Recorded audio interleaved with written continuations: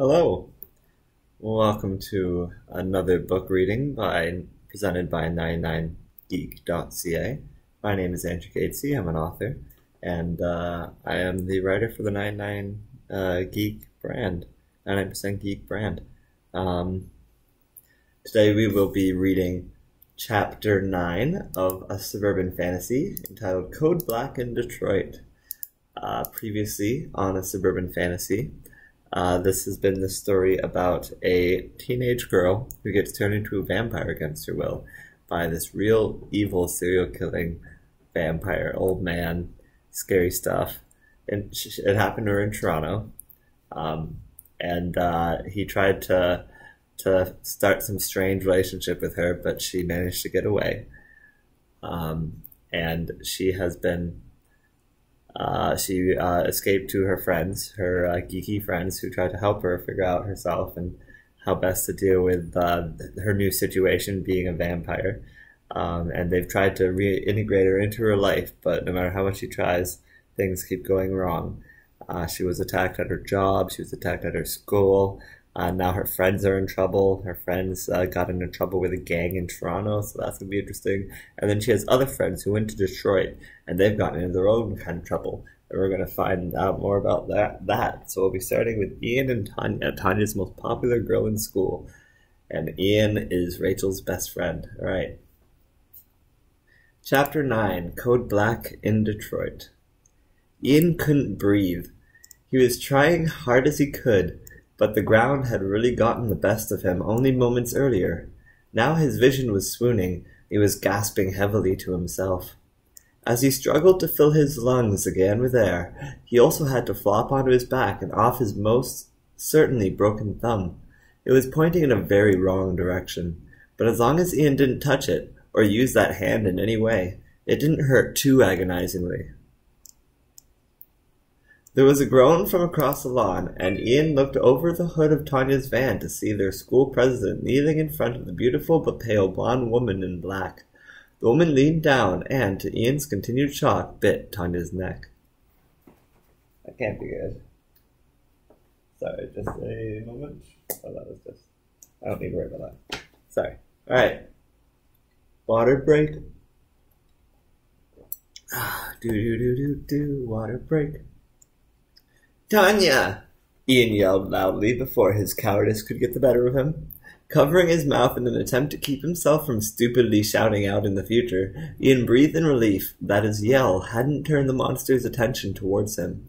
He watched as the creature drank deep from Tanya for several seconds before ripping free, blood dripping down her chin.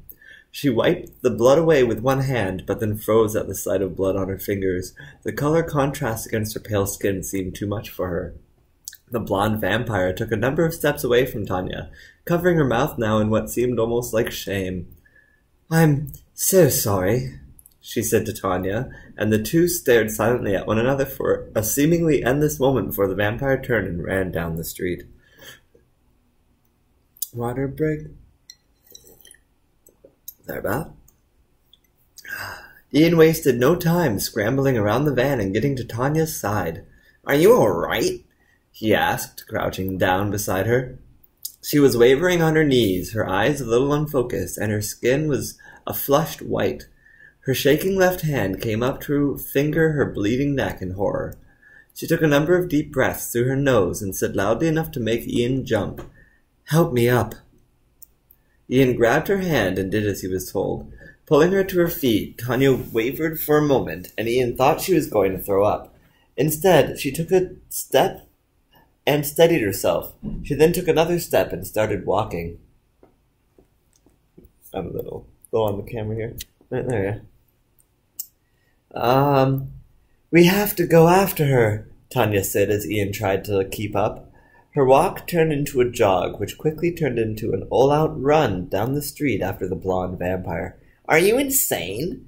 Ian yelled after her.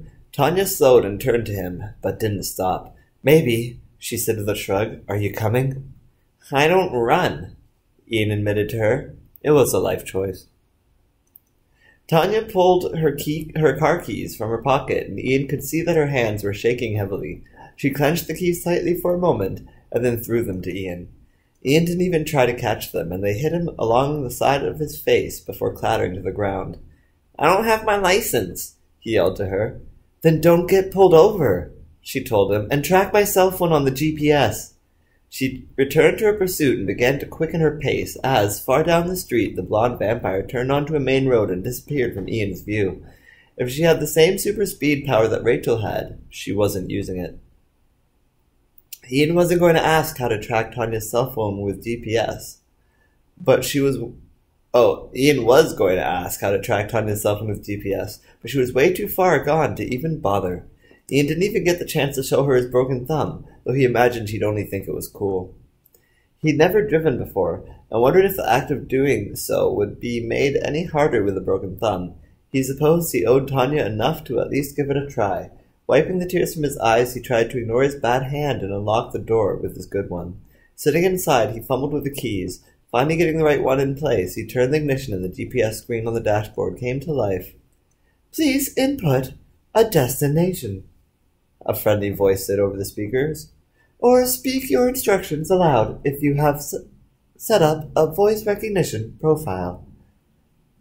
"Track Tanya's cell phone," Ian said out loud, not really expecting the GPS to understand him. Sure enough, he was right. "For advanced control, please use the intuitive menu system," the voice said in response to him. Ian hit the menu button on the wheel. "Thank you for using our hands-free intuitive menu system," the woman in the machine said, slow and clear so that Ian wouldn't miss a word. "If you want to do a location search, please say or push 1. If you want to search your contact list, say or push 2. Ian continued to listen to the computer list all the different options. If you want to see all available restaurants in the area, say restaurants or hit 7. If you want to track your pre-connected telephone device, please say or hit 8. 8, Ian said, then realized he wasn't paying attention to him, and he hit the 8 button on the dashboard.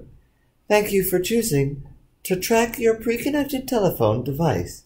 Now please say or input your 10-digit mobile phone number to begin."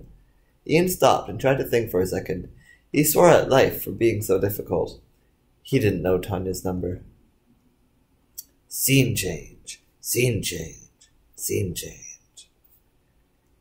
Ian Fletcher is texting someone, but all the formatting for the texting is messed up, so let me fix that.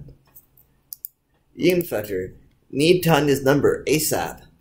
Andrew began to reply to Ian's text when Anthony stopped the group and grabbed the iPhone from his hands. "Texting one of your friends to call the cops for you?" he asked Andrew, reading the message. "Completely unrelated," Andrew told him honestly with a shrug. "I didn't have what he wanted anyway." If Ian really thought Andrew had Tanya's number, then he really mustn't have been paying attention to any conversation Andrew ever had with her.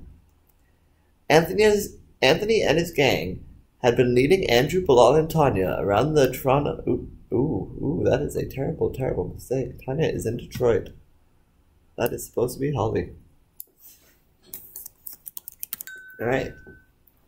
Anthony and his gang had been leading Andrew, Bilal, and Holly around the Toronto Underground Pass for the past hour. It was a system of underground tunnels that connected many of the taller buildings in Toronto like a web. It wasn't just miles of empty corridors, though. Instead, the walls were lined with stores and restaurants, as well as exits to every popular venue in the city. Someone could live their whole life in Toronto without ever seeing the sun. If Andrew ever became a vampire, Toronto would definitely be the place he'd go to live. And fight crime, with a cape and everything. He had it all planned out. "Take it," Anthony said, handing Andrew's phone back. "Don't matter soon enough." Andrew made sure to grab it with his good hand, his bad hand still pressed against his shirt, mainly to keep the bleeding down. He didn't need to look to know he was dripping on the polished floor. Andrew wanted to ask Anthony why it didn't matter whether he had his phone back, but he decided not to make a big deal about it. Besides, he had another question that demanded much more immediate attention. Why have we stopped here? Of all the places they'd come to stop between a late-night sandwich joint and a closed Build-A-Bear. Of all the places they'd come to stop between a late-night sandwich joint and a closed Build-A-Bear. I'll take a PB&J, Holly suggested quietly, probably even more hungry than she'd been the last time she'd complained hours earlier.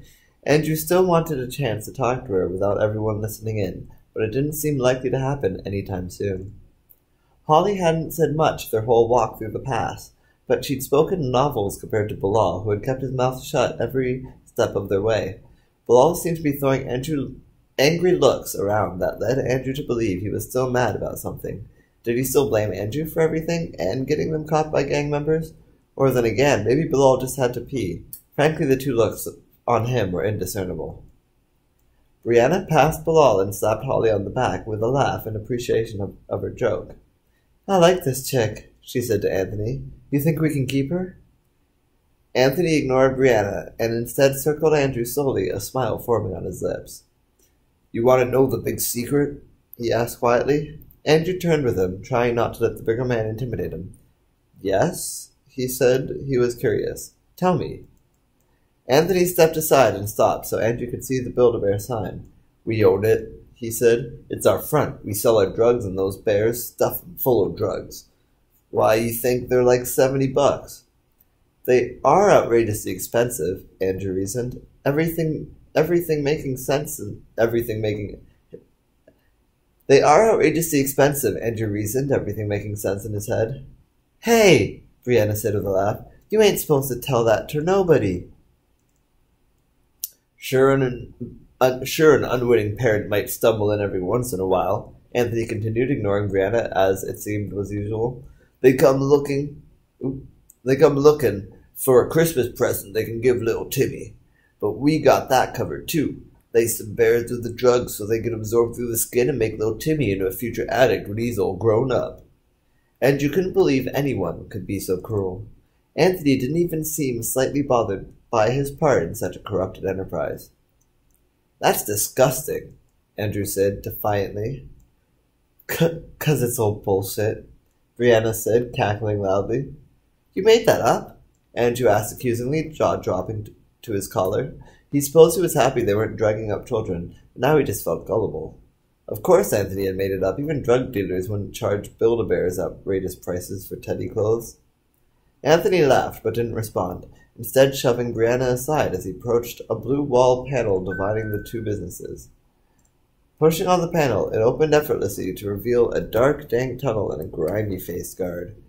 The guard was a teenage boy, maybe 17, holding a long-handled gardening claw as a weapon. What's the password?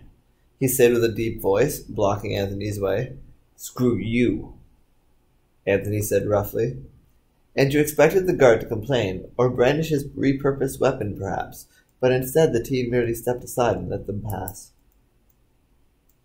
As they stepped into the hollow stone tunnel leading down, Andrew felt a vibration and checked his phone. I just lost all signal, he told them. I'm shocked, Anthony lied, rubbing his thumb and finger together. Let me guess, Andrew said. Is that the world's smallest violin? No, it's the world's smallest cell phone, just for you, Anthony told Andrew, slapping his cheek. What the hell is a violin?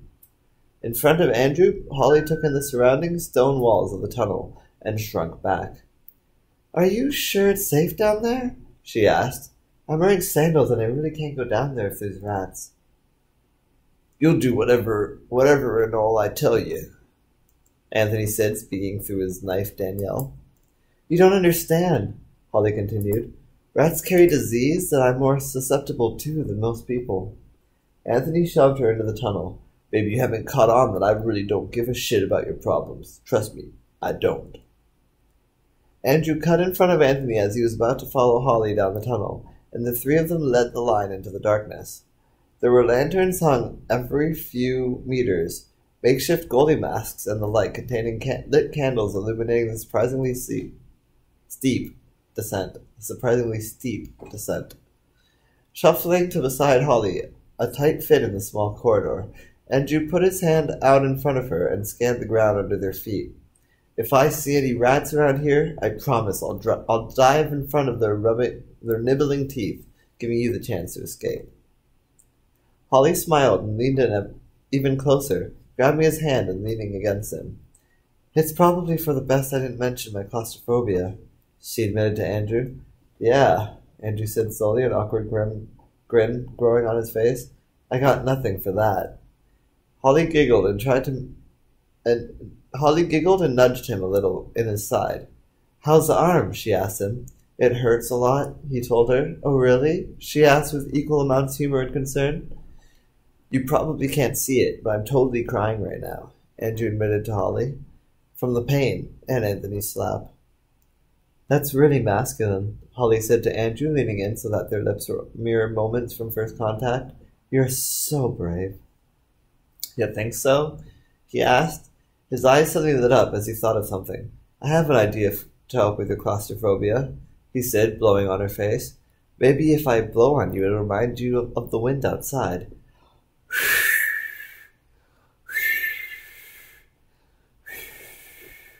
He continued to blow on her face, and she blinked many times. Stop that, she said.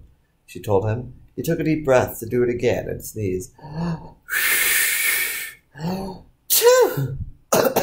Oh, I'm so sorry. Would you two keep moving? Anthony complained from behind them once he'd finished laughing. Ha ha ha ha ha ha ha. Would you two keep moving? They didn't need to walk much further before reaching a makeshift gate made of tied together car parts and other junk. There was a simple padlock keeping the gate closed, and Anthony slid in front of them to insert his silver key into the hole. Unhooking the padlock, Anthony opened the gate to be greeted by two blonde women. They were maybe in their early 20s and looked identical. It took Andrew a second glance to realize they were probably twins. You brought more strangers to HQ? Asked the one. We told her this would happen, the other continued. Told her promoting you was a bad idea. The first twin grabbed Bilal by the chin and turned his head to examine his profile. And more men, I see, she said to Anthony. Yuck, said the other. Better to just kill them, said the first one.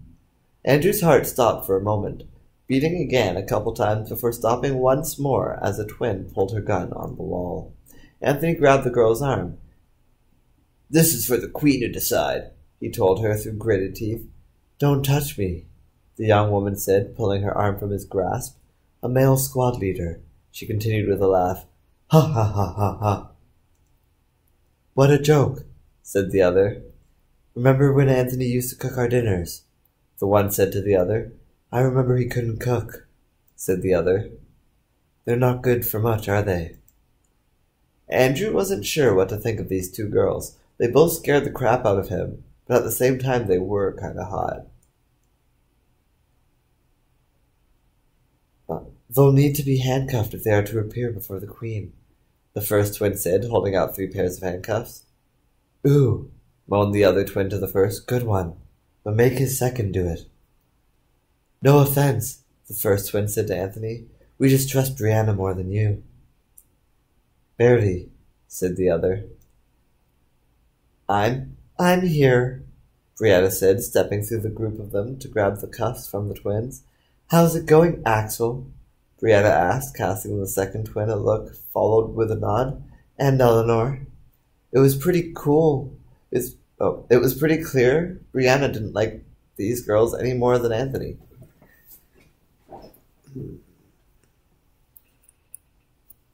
I don't know what your problem is. I don't know what your problem is, Anthony said to Brianna, placing a hand on her hip. You'd be a squad leader yourself if you didn't keep standing up for Anthony in front of the queen. Brianna grabbed at Andrew's wrist and slapped the cuffs over it, covering her arm in the same way. Make sure it's tight, Axel said with a twisted smile on her pale lips. Brianna saw Andrew wince as she tightened the second cuff over the gash in his forearm. Rolling her eyes, she pulled a purple scarf from around her neck and tied it tightly over his wound. You know, Anthony said to Eleanor with a wink, I remember when I was putting cuffs on you. What? Axel said, turning to Eleanor. Eleanor didn't meet her sister's eye, but said quickly, He's lying. Boys lie. Axel frowned, giving Anthony another look. Then let us leave these pigs to their filth and see to our queen, she said with disgust at the group of them. Anthony smiled. Have fun, he told the twins as they left. What the hut just happened? Andrew asked while Brianna fit handcuffs on Holly and Bilal. Shut the hell up, Anthony said to Andrew distractedly. Well, I'm out of here, Anthony's little sister Tina said, squeezing between them and stepping through the gate. Thanks for the concern, Andrew complained sarcastically. He had, after all, gotten into this mess trying to save her. You beat me at my favorite game, Tina said to Andrew with a snide remark. So, screw you, she ran off. I see you've been a great role model to that kid. And I've seen you bleh. I'm gonna take a water break. Water break. Do.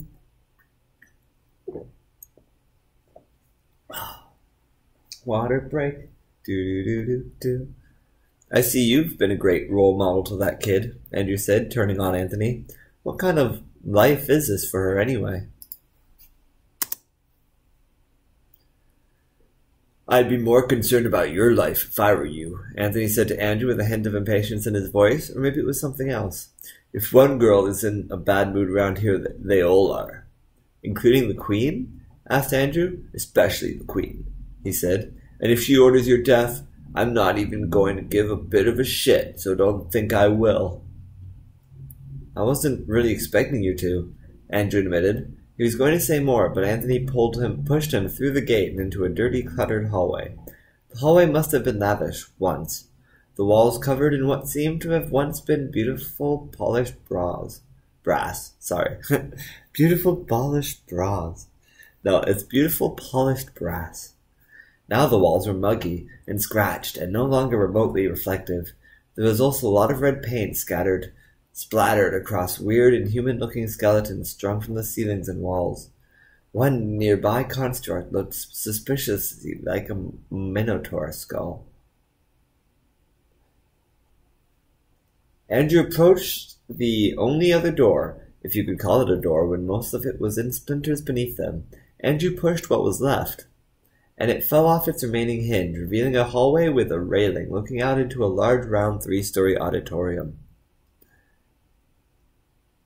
I spotted it first, yelled a boy from Andrew's right. Looking over, he was just able to get out of the way as a dirty, red-haired girl no older than 7 years ran past him carrying a mini hockey stick in one hand and a rat in the other.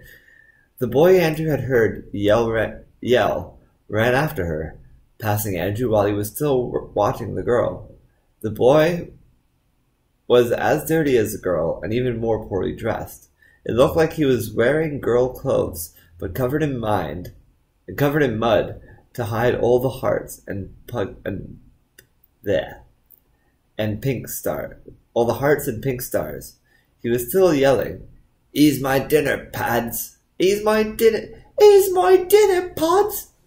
The little girl turned and slashed the boy across his face with her mini-stick. Mayhaps you shan't be showing it to me," she said in a broken, indiscernible accent. "I takes what I sees." "Then take your rat, Patty, and hightail out of here," said Anthony, dragging Holly in after him. The girl turned on Anthony and crossed her arms. "Axel says you won't bossing me no more," she told him defiantly, "all 'cause you'd gone too far." "When you learn to speak English," Anthony told the girl angrily, "maybe I'll begin to listen to whatever the hell you have to say." The girl gave Anthony an offended look and began to run off. "You can pass that on to Axel, too, by the way," Anthony yelled after the girl with a husky laugh. "Ha ha ha ha ha ha."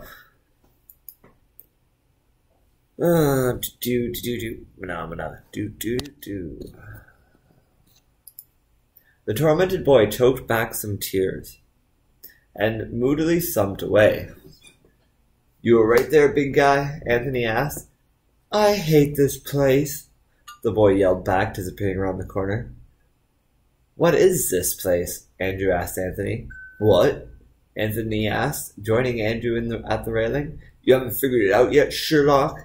He laughed and spread his arms wide. "Welcome to Sunfire HQ. You mean you all live in a three-story underground park globe that you mean you all live in a three-story underground globe theater? Holly asked, looking out over the railing at the stage below. There are other buildings connected to this one, Anthony said, a network of buildings all built underground during the invasion. Andrew and Holly shared a look. She didn't know what Anthony was talking about. But,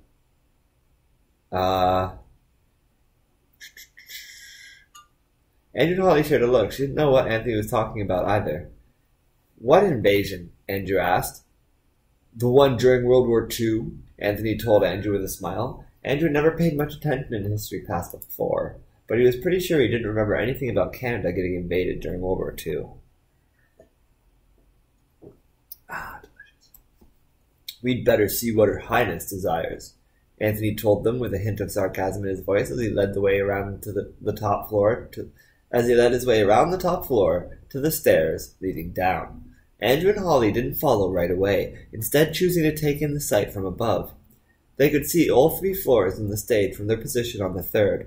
Where there would normally be seats in the theater, instead the different gang members had set up tents and barrel fires.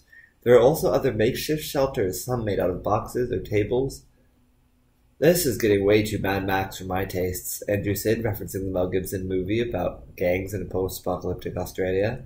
Really? Holly asked, straining against her handcuffs to pat Andrew on the arm.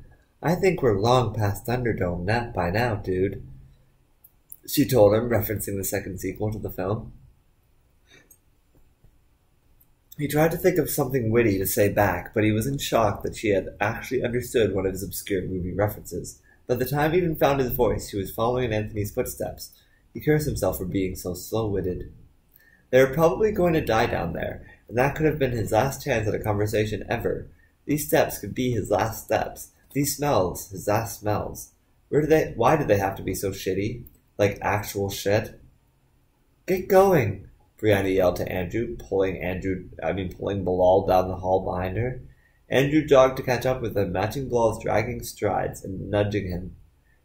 Aha! I'm not talking to you, Bilal said to him stubbornly. All right, Andrew said. That's fine, just listen. I put us all in danger, and I'm so sorry. I know there's nothing that I can say to make it better between us, but if you make it out of this alive, I'll give you one of my video games, any game. You know which game I want, Bilal said, finally looking Andrew in the eye. Accept my N64 copy of No Mercy, Andrew said, kicking himself. It's not even mine to give. Then we're not friends, Bilal said, looking away. Andrew really wanted to stay friends with Bilal, but did he want it that bad?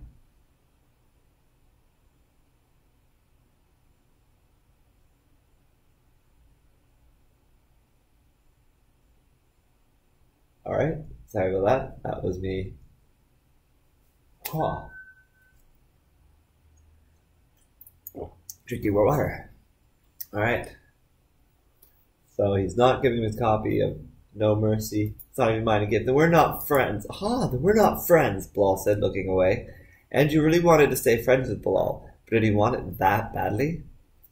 Fine, you can have it, he said as they started down the steps. He wanted to be ready to face whatever was waiting for them downstairs. If he was to die, he wanted to die beside a girl who was totally going to kiss him before he sneezed on her. And beside his best friend in all the world, even if that friendship was bought, he was ready. Anthony was waiting for them at the bottom of the stairs, clearly not wanting to confront his leader without his prisoners in tow. Pushing them ahead of him, the group shuffled their way across the open floor of the theater, passing by at least 50 men and women, all watching silently from their shelters and fires.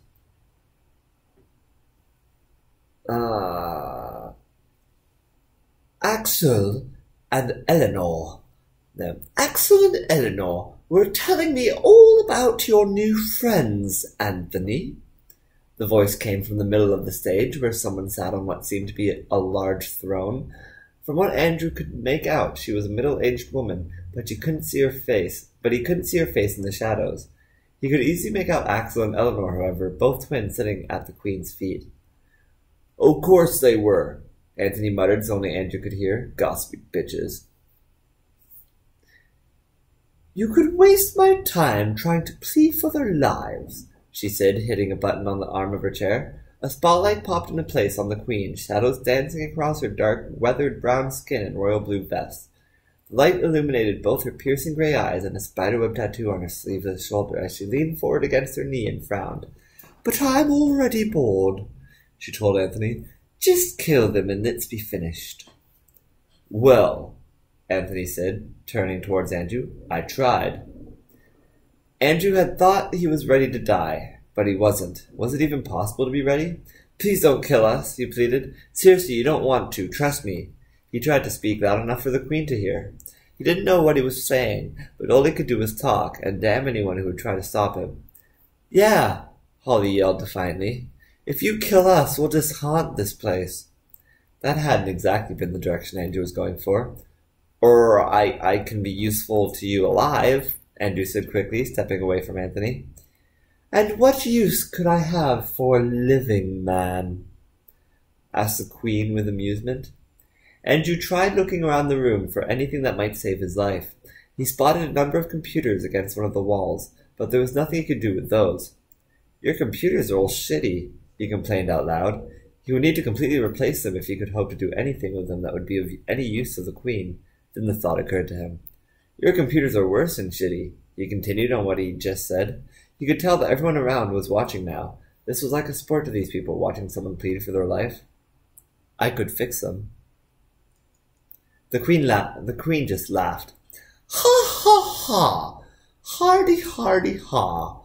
There's nothing wrong with our computers," the woman said confidently. From what Andrew could tell, the Queen was in her 40s at least. There were mutterings throughout the crowd that implied perhaps the Queen didn't use the computers as much as others in the gang. "Come on," Andrew said with a forced grin. He had people listening to him now. Even Anthony was letting him live long enough to finish what he had to say.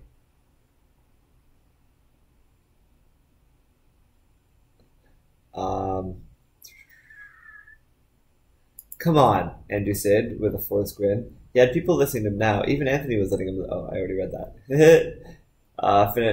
Even Anthony was letting him live long enough to finish what he had to say. He just had to make this last chance count. "Any caveman can see your computers are crap." Andrew pointed to a big guy at a computer in the back and asked, "What kind of video card do you have in that thing?" The big guy didn't respond, but instead simply scratched a large pot on his head. "You're right," he said, speaking faster and more confidently.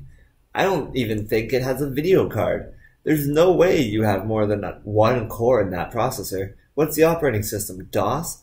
I can order some new parts, get you a way better setup running through here. Maybe start some Wi-Fi. It's up to you, and of course, I'm just saying, we mean you no harm."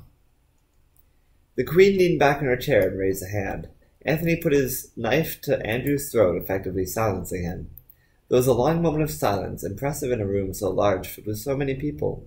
Finally, the Queen leaned forward, having reached a decision. "Brianna," she called, bringing Anthony's Aunt second to the front of the group. "Escort him to my blood." Andrew didn't know what her blood was, but it sounded bad. Were they going to torture him? Feed him to a monster, perhaps? His imagination was running wild, but he wasn't just worried for himself. "What's going to happen to my friends?" he asked loudly. Anthony hissed, his knife digging into Andrew's throat. You don't just know when to shut your big-ass mouth, do you?" Anthony asked. The Queen got off the throne and approached the edge of the stage. "I'll leave their fates for Anthony to decide." Neither Axel nor Eleanor looked particularly happy about the Queen's decision, but they stayed quiet like good little puppy dogs. Brianna grabbed Andrew by his handcuffs and started leading him from the stage, but he didn't want to go. "Anthony's a killer!" Andrew yelled after the Queen. "He's going to kill them both!" "Hopefully," she said, a sick smile twisting upon her jaded lips. "Wouldn't that just be to die for?" Scene change, scene change, scene change. Driving a car, or even a van, was nothing like riding a bike. Ian knew that now. "She just made a turn," Tanya said over the built-in Bluetooth car speakers. "Congress and Bobian." They had been following the vampire for quite some time and had even made it into the city. City driving was much harder than suburban driving. Suddenly, there were other cars on the road, and they all seemed quite motivated to kill Ian. A horn blared. As Ian realized the light ahead was red, he accidentally pressed down on the gas instead of the brake, again. It was a common mistake of his. Turning up onto the sidewalk, he managed to avoid hitting anyone's car, but almost drove through a column outside a fancy-looking Greek restaurant. The restaurant actually looked pretty cool, with murals of beautiful women painted across its walls. Ian almost didn't notice a mother on the sidewalk with a baby carriage. He swerved back on the road only to narrowly miss a car at the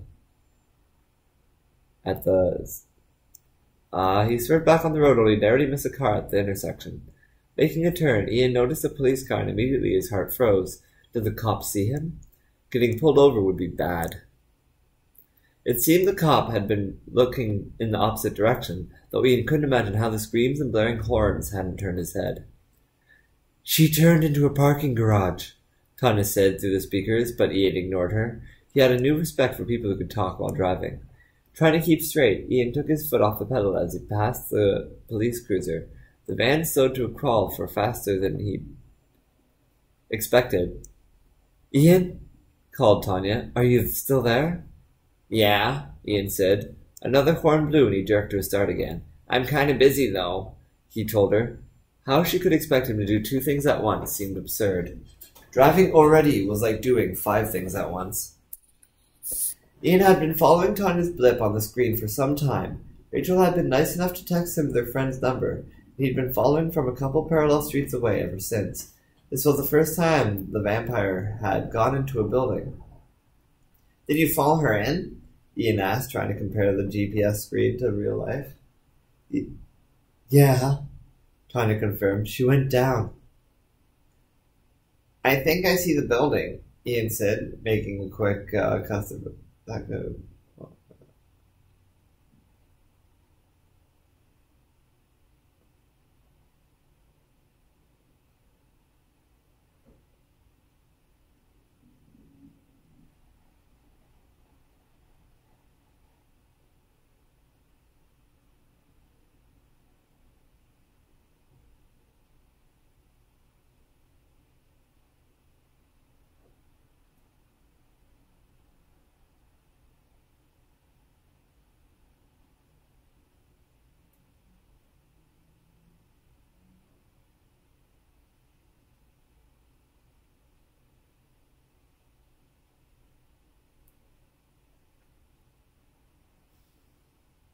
Oh shit, I did it again. That's not again. See, this is what happens when you work nights. Oh. Alright, where was I here? Yeah, Tanya confirmed she went down. Did you follow her in? Ian asked, trying to compare the GPS screen to real life. Yeah, Tanya confirmed. She went down. "I think I see the building," Ian said, making a quick left-hand turn into oncoming traffic. Swearing loudly with words his grandma would surely frown at, he tried to get himself back on his side, only to have to make another left-hand turn into the tight quarters of the parking garage. The very tight quarters of the parking garage. "Holy crap," Ian said. "You okay?" Tanya asked through the speakers. "How the hell do people drive in these things?" Ian asked, taking a ramp down, only to find an impossible turn waiting for him at the bottom. "Very carefully," Tanya suggested sternly through the speakers. "Try not to scratch the paint," she pleaded. "Any more than I already have?" Ian asked. "What?" "Don't worry about it." Ian came out of the near-impossible turn, only to find the blonde vampire straight ahead. Trying to hit the brake, he made his stupid rookie mistake again and pushed harder on the gas. Ian's mouth dropped as the van shot forward. It was a good thing his mouth was open too, as it made it easier for him to scream as the vampire grabbed the fender and flipped the van over on its side. Ian's scream of terror changed to one of pain as he was thrown against the door, his bad thumb getting caught in the steering wheel. That was going to scratch the paint. Scene change, scene change, scene change. That should not be 3 of those, that should just be 1 of those, because we are changing characters in the same. So just 1 scene change. Tanya saw everything. She didn't make it to the right floor as fast as Ian, but she showed up in time to see her family's vehicle flipped onto its side, crushing the side mirror with its weight. "Ian!" she called out to him, though she figured right after that her call was all kinds of futile. Checking her phone, she was disappointed to see her connection to Ian had been lost when the van flipped. She had bigger issues anyway. The vampire had turned sharply at her yell and was approaching scary fast. It was unwise to follow a fleeing vampire, the woman growled angrily, especially one who has just spared your life. Please, Tanya said quickly, raising her arms. I didn't run all this way to hurt you. I just want to ask some questions. So did I, the woman said, eyeing Tanya's throat. Tanya had pressed one of her socks against the bleeding gash, holding it in place with an unsteady hand. She felt sick, but she didn't want to show it, and definitely didn't want it getting into her head. Till now, she'd been functioning pretty much exclusively on adrenaline. Well, I don't bite, Tanya assured the vampire, putting on a strong face. The vampire showed her black tunic, underneath which she wore a light, flowing silk top. Tanya was dumbfounded by how beautiful and voluptuous this woman had become. She didn't seem much like a monster anymore, nor did she look remotely like a man. Tanya wasn't sure how she'd ever made that mistake. My name is Victoria Santé de Paris, the woman said in a pleasant but direct voice.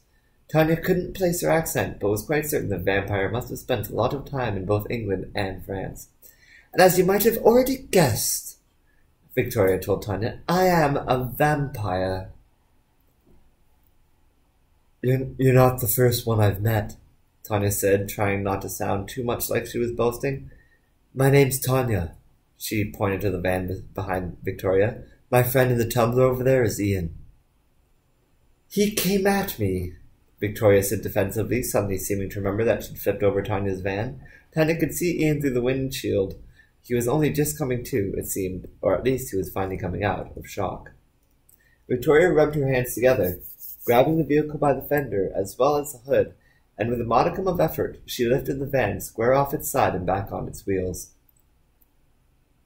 A new coat of paint, and it should look fine, Tanya lied, staring down at her broken side mirror. It was shattered into 1,321 pieces, give or take. The door still worked, and Tanya opened it so that Ian could stumble out. He didn't quite make the step from van to ground and fell hard, landing into Tanya's arms as she helped him down. It was pretty brave of you to charge me with your vehicle, Victoria said, crossing her arms and leaning against the hood. Especially when it wasn't your vehicle, Tanya muttered to him. So what are you going to do to us? Ian asked Victoria, watching her apprehensively. It's okay, Tanya tried to reassure him, realizing he wasn't fully in the loop yet. We've reached a truce, she told him. Isn't that right? She asked Victoria. She had a strange feeling she could trust the vampire since he apologized outside Mrs. Carlyle's house. She'd had a strange feeling. Did I say that right? She'd had a strange feeling she could trust the vampire since he apologized outside Mrs. Carlyle's house. Victoria nodded, leaning elegantly against the side of Tanya's van. We agreed to answer questions, she said with a deep and steady voice. Let's start with mine. Who sent you? What? What? Tanya and Ian. What? Tanya and Ian asked simultaneously, so it was both of them.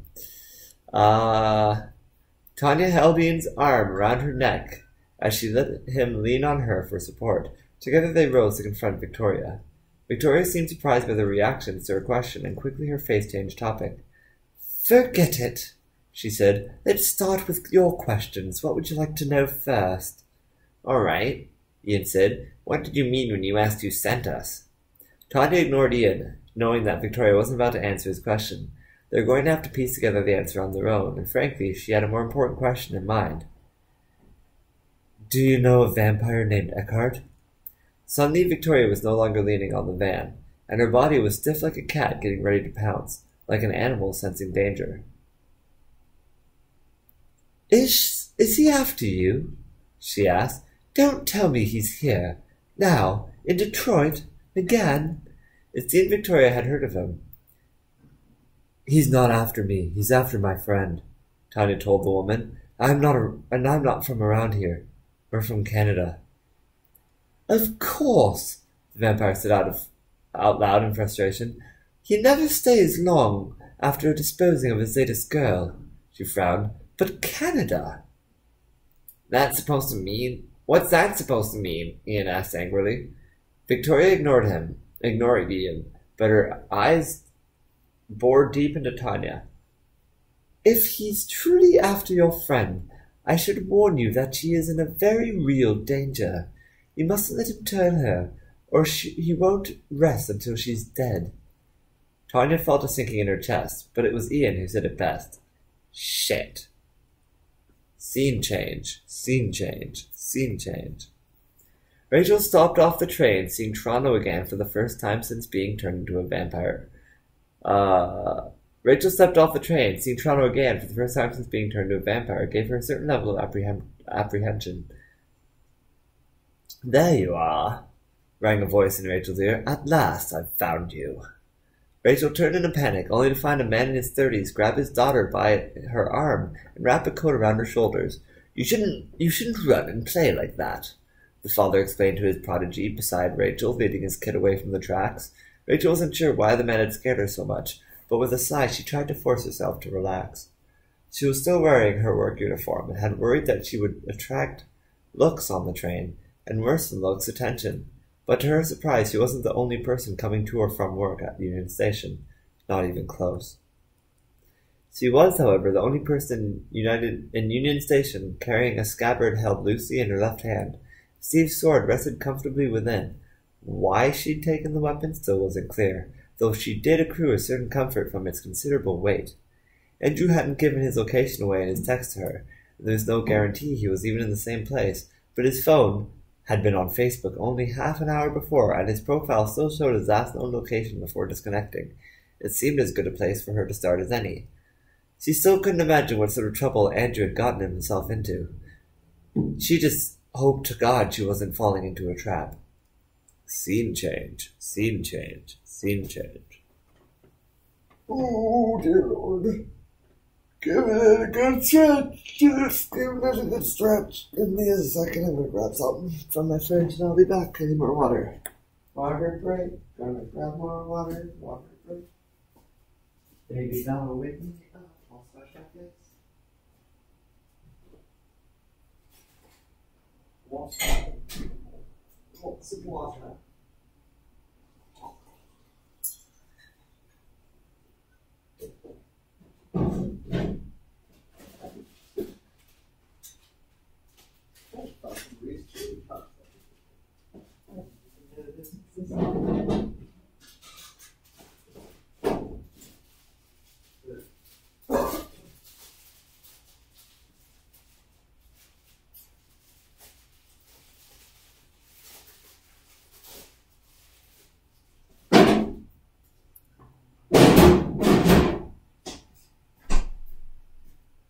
I have returned.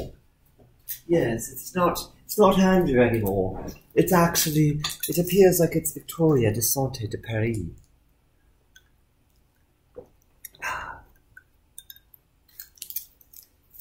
Scene change.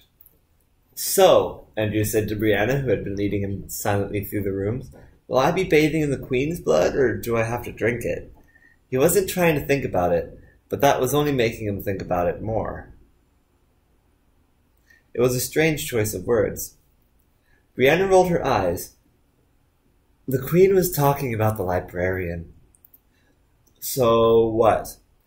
Excuse me, asked Andrew. You guys really don't like names? Brianna didn't say anything, so Andrew continued. Is it like your thing? She's the Queen's daughter, Brianna said without slowing down. Andrew supposed that made sense in a crazy sort of way. You should have just called yourselves the gang, he choked. Can you say missed opportunity? Can you say shut the hell up? Brianna snapped angrily. I could, but I don't want to be rude. They rounded a corner into perhaps the most disgusting kitchen Andrew had ever seen. Passing through, he had to tread lightly around a very mean-looking dog, licking away at a moldy pot of what looked like it used to be stew. Brianna pointed to the pot. Dinner for anyone who didn't manage to steal a meal on the surface, she explained. The children then get what's left. And you don't feel bad for them at all? Andrew asked. His grin melted off his face at the smell. He felt sick. Brianna stopped, and with one hand she easily pushed him into a broken fridge. I used to be one, she told him. Letting him go, she opened a door on the other side and proceeded down a hallway. Andrew ran to catch up. What did you have for dinner? He asked, changing the topic, but not really. Burger King, she told him. Whopper Wednesday, but I'm on a squad. It's our privilege. Lucky you. The next room they entered, Andrew knew immediately that they'd found the library.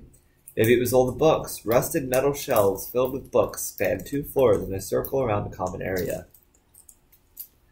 2 dusty chairs and a ripped couch sat around a coffee table in the center, and above them a round skylight hung decorated with stained glass flowers and giving off a bright orange glow that was almost decidedly artificial.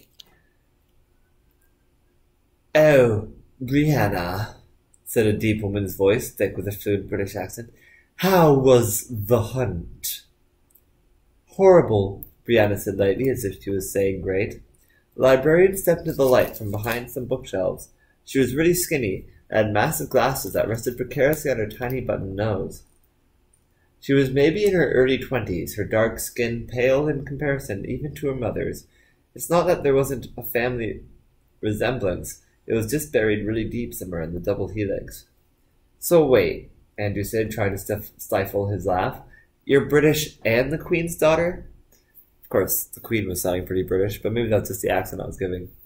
He smiled and looked from Brianna to the librarian. "How does that work?" Sure, it sounded good on paper, but the Queen of the Sunfire Gang wasn't English royalty by any stretch. Would you rather I speak Polish?" she asked, her voice changing on the fly to a much huskier accent. "Jest trosz pikni. Jest trosz pikni." "I have no idea what she just said," Andrew said. "Don't look at me," Brianna said, as he did exactly what she warned him not to do. Have you ever heard the national anthem of Hungary?" she told him in a much different accent. "Isten áld meg a magyart jó kedvel buszeggyel." Yep, that's it. I don't know the Hungarian national anthem. That probably wasn't it at all. Listen. Sorry. I took a bite out of my second one. "Wasn't Hungary a country?" Andrew asked her, like back in World War I. The librarian dropped her one accent and picked up the British again, without any difficulty. She grimaced at what Andrew assumed was his ignorance. "It's still a country," she told him sharply, "though its size was greatly diminished after the events of the First World War."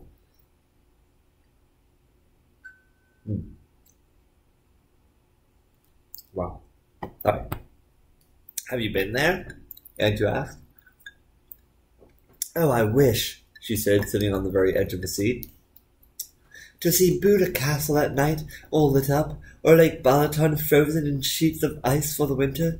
Didn't you know Lake Balaton has all the best fish? The stalactite caves?" She inhaled deeply and blushed at Andrew's raised eyebrow. "How do you know about all this stuff?" Andrew had to admit her other languages sounded pretty flawless to him, not that he was any kind of expert, or apprentice even. More like perhaps a village idiot of languages. The librarian shot Andrew a look that made it seem she too thought he was a village idiot. "Well, they don't exactly call me the taxi driver." Andrew thought her point was pretty clear, but, as if it needed to be reinforced, she approached a nearby shelf and pulled a random book free. Handing it to him, he realized it hadn't been random at all. It was a Hungarian tour book. She'd gone straight for it, hadn't needed to look at all, like she knew exactly where it would be.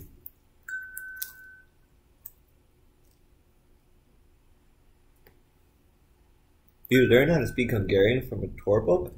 "Obviously not," she said in a very proper British sort of way.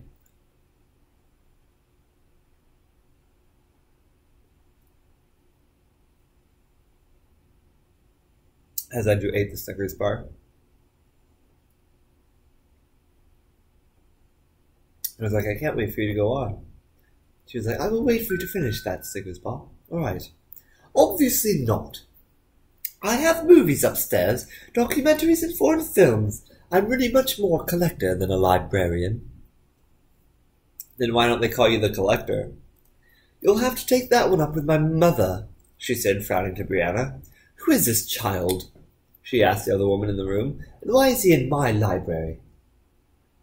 Brianna grabbed a handful of nuts from a can on a shelf and explained between bites. Oh. The queen was going to kill him, but it turns out he's some dark brown. So he sent me him to you. You didn't understand any of that, did you? The queen was going to kill him, but it turns out he's some kind of dark brown, so she sent him to you.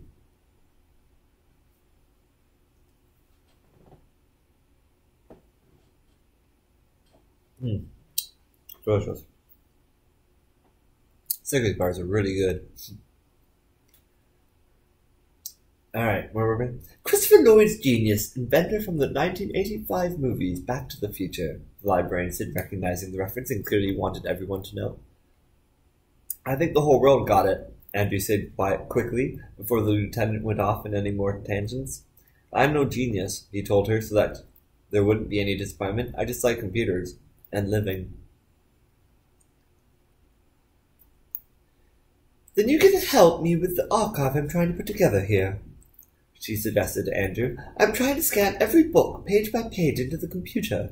When that's done, I'm going to work on transferring all the VHSs into AV format. The librarian got up from her seat and started climbing a ladder to the second floor. That's so interesting, Andrew said with very little interest. And if I don't help you, he asked, you're going to kill me? Oh, goodness, no, the librarian said, turning sharply to look down on him from the ladder. I think you'll find very few similarities between me and my mother. But if you don't want to help, you can feel free to just stand there, maybe even read something. She continued the rest of the way up and stepped off onto the second-floor platform. Andrew had to wonder if perhaps she had made that second floor herself after filling up the first one. Just don't eat from the can, she called down, grabbing a book from the shelf in front of her and climbing back down the ladder. It's reserved for those who help. Brianna popped some more nuts in her mouth. I helped. Oh, open and delicious. She said, chewing loudly. I brought you here. Fine, I'll help, Andy said, though he didn't actually want any nuts. But first, you need to do something for me.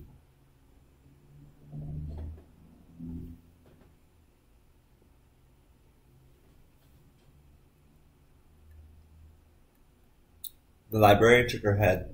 No, she said without looking up. I want your help to find my friends, he continued. What was my answer again? She frowned and met his eyes for the first time to see if he'd gotten the point. I don't know where your friends are. Anthony's going to kill them, he told her. The librarian snorted under her breath, but immediately felt guilty and covered her mouth. Well, she said honestly, I definitely have no control over him. Brianna nodded in agreement from her spot, sitting cross-legged on the coffee table. It's true, she really doesn't. I don't know what that means, Andrew told them, and I don't know what it is you girls all do down here, but if either of my friends are hurt in any way, I swear to God. You don't know why we're here? The librarian interrupted him rudely. We're protecting the people of this city from monsters. It says so, perfectly plainly, in the Sunfire mission statement. Andrew stopped himself, even though he could have continued his rant for another 5 minutes at least. Someone else had mentioned monsters earlier. Was it Anthony? Andrew gave a fake laugh that sounded about as real as it was. Monsters aren't real. Ha ha ha, he said, eyes darting between them. Right? It seemed both girls had noticed his sudden interest. Brianna leaned forward and cocked her head to the side. What do you know? Andrew wasn't sure how to respond to that question. Both girls were scrutinizing him something hard. Absolutely nothing, he said unconvincingly. His eyes narrowed. You first? Scene change.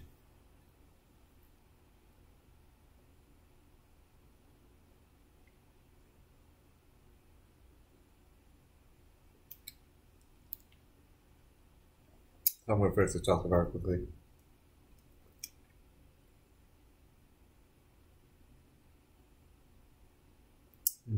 Too bad there weren't nuts in it.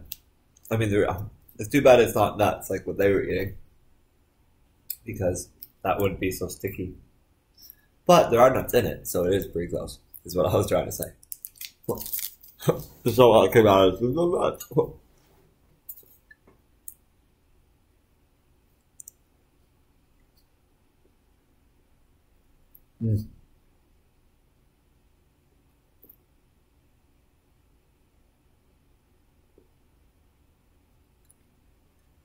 Really, really sticky.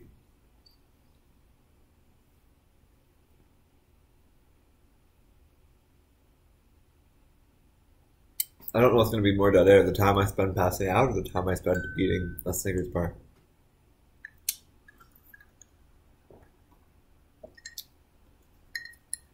What did you do with Bilal? Holly asked as Anthony came through the door.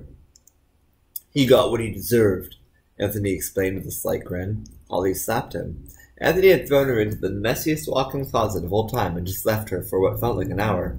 There were clothes strewn everywhere, and most of the floor space was taken up by a broken air mattress. It was upon that mattress that she sat as Anthony rubbed his cheek in surprise. Don't like my room? He asked. If this was his room, Holly could finally understand some of his aggression. It's so small, she told him, words she was certain he'd heard a lot. I'm one of only 7 people to have their own rooms, Anthony told her, a grin forming on his lips. He raised an eyebrow and Holly pretended to be sick. I'm not having sex with you, Holly told him. There was absolutely no way. You might as well just kill me too. Aw, come on, please. Scene change, scene change, scene change. What if a... Dying. Water break. Do, water break. What if a girl managed to get away from Eckhart, though? Ian insisted. It couldn't be impossible for someone to escape. One almost did, Victoria told him, her voice echoing bluntly off the walls of the car park. He hunted her for over a year before finding her on a Russian sub in the North Atlantic. She pinched her fingers together. It was this close. Tanya crossed her arms. And how do you know so much about him? She asked.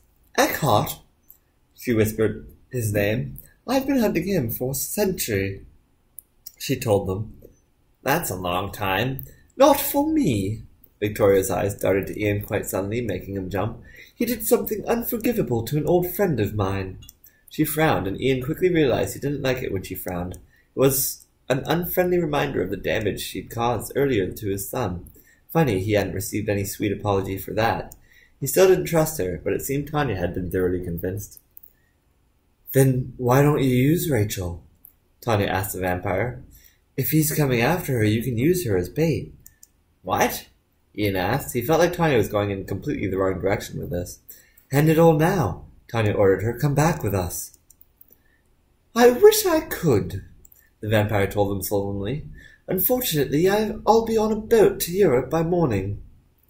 Ian's jaw dropped and Victoria tried to explain. I received an urgent message and, when I opened it, all that was inside was this boat ticket. She produced the ticket from her pocket and handed it to Tanya. Don't go, Tanya said, handing the ticket back without even a glance. Forget the ticket. This could be your last chance to really catch the creep who's been killing innocent girls for hundreds of years. My contact in Europe aren't the sorts of people you disappoint more than once, Victoria explained. It was pretty clear that she had every intention of making that boat. Ian couldn't believe it. So you're giving up on your revenge? He asked. When you get to be my age, she said with a sigh, you realize there are more important things going on in the world than petty revenge.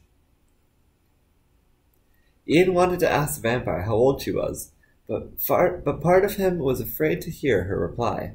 It was that part of him that won, and he kept his mouth very shut. I was ready to drop everything yesterday, Victoria told them, leaning against the red Corvette. Throw caution to the wind. When I went to the Carlisle house, I was going to do whatever it took to find Eckhart tonight.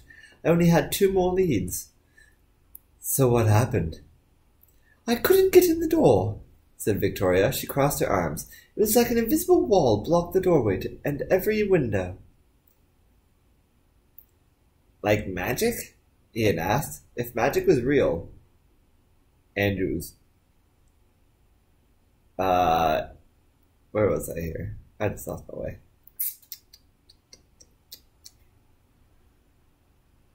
I was ready to drop everything yesterday, Victoria told them, leaning against the red Corvette. Though caution of the wind. When I went to the Carlisle house, I was going to do whatever it took to find Eckhart tonight. I only had 2 more leads. So what happened? Tanya asked. I couldn't get in the door, said Victoria. She crossed her arms. It was like an invisible wall blocking the doorway and every window. Like magic? Ian asked. If magic was real, Andrew was going to freak. Out of the corner of his eye, Ian noticed Tanya roll her eyes. It's unlikely, the vampire dismissed him lightly. There hasn't been any real magic in thousands of years. If an honest-to-God spell was ever cast today, you'd know. From her tone, it didn't sound like magic was very good news. Her fingernails tapped distractedly against the red car as she thought to herself. It could be blood magic, she finally said out loud. So it was magic, Ian said triumphantly. He threw Tanya a look, but she ignored him.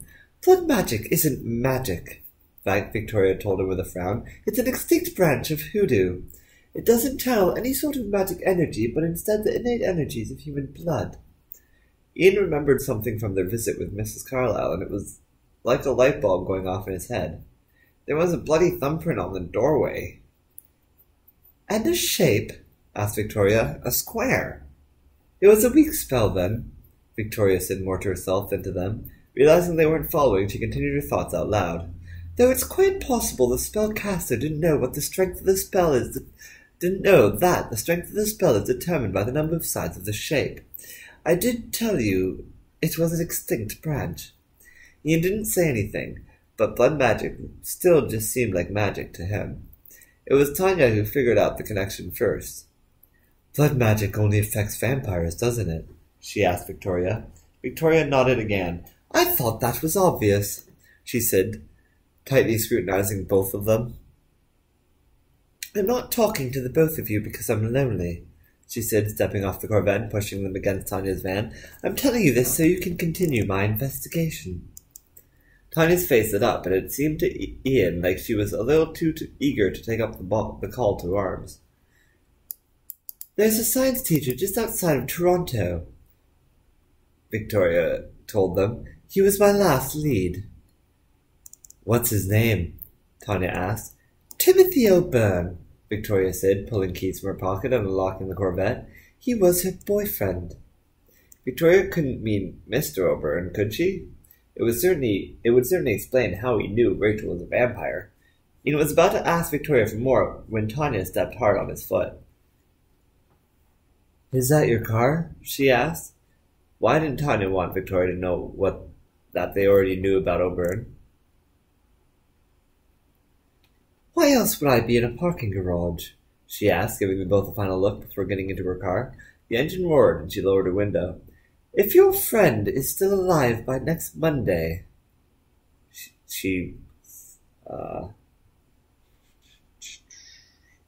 If your friend is still alive by next June, she said over the roar of her engine, I'll tell you to meet me at the Luna Guerrero mansion. Ian couldn't help but recognize that Victoria didn't bother to suggest what they should do were Eckhart to find them. Where is that? Tanya asked as the car was pulling away. This isn't 1750, she yelled to them. Google it. And with that she was gone. I know what you're going to say, Tanya whispered. They both just leaned in silence against their van for many dark moments. We didn't have to drive all the way to Detroit, Ian said anyway. The guy we needed was right in front of us the whole freaking time. Tanya shrugged. At least we got another vampire. At least we met another vampire, she told Ian. Oh yeah, Ian cheered sarcastically, making his way around the back of the van. Woohoo! Because that was so much fun. I particularly enjoyed the parts that had me pissing my pants in fear. He stepped into the passenger seat and waved to her through the window. She opened her door. Can we go to the hospital now? He asked her. He was still in a lot of pain, and, quite honestly, Tanya didn't look so good either. You'll have to drive, she said, caving into his pressure. I think I'm going to faint. Scene change, scene change, scene change. Andrew's phone cut out at a theater, and it took a while. As well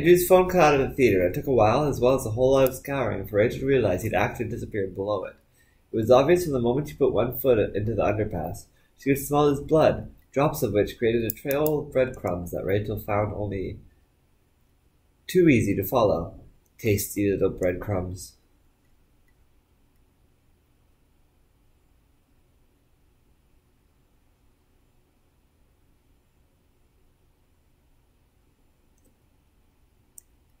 Sorry about that. I just got caught in a thought.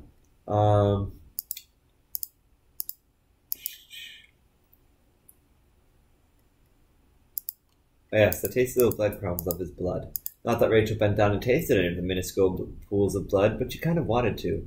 Was that weird? She certainly wasn't going to do it while someone was staring straight at her. She knew he was there on the other side of that fake wall. He was looking straight at her through a tiny little peephole right there on the puppy's tail. She could hear his heart beating. It wasn't so easy to hide from a vampire. Her arm went through the wall as if it were cardboard, and she pulled the teen into the underpass. Lifting him off his feet, she growled at him when he dropped his garden claw. I'm looking for a couple of nerds. Scene change.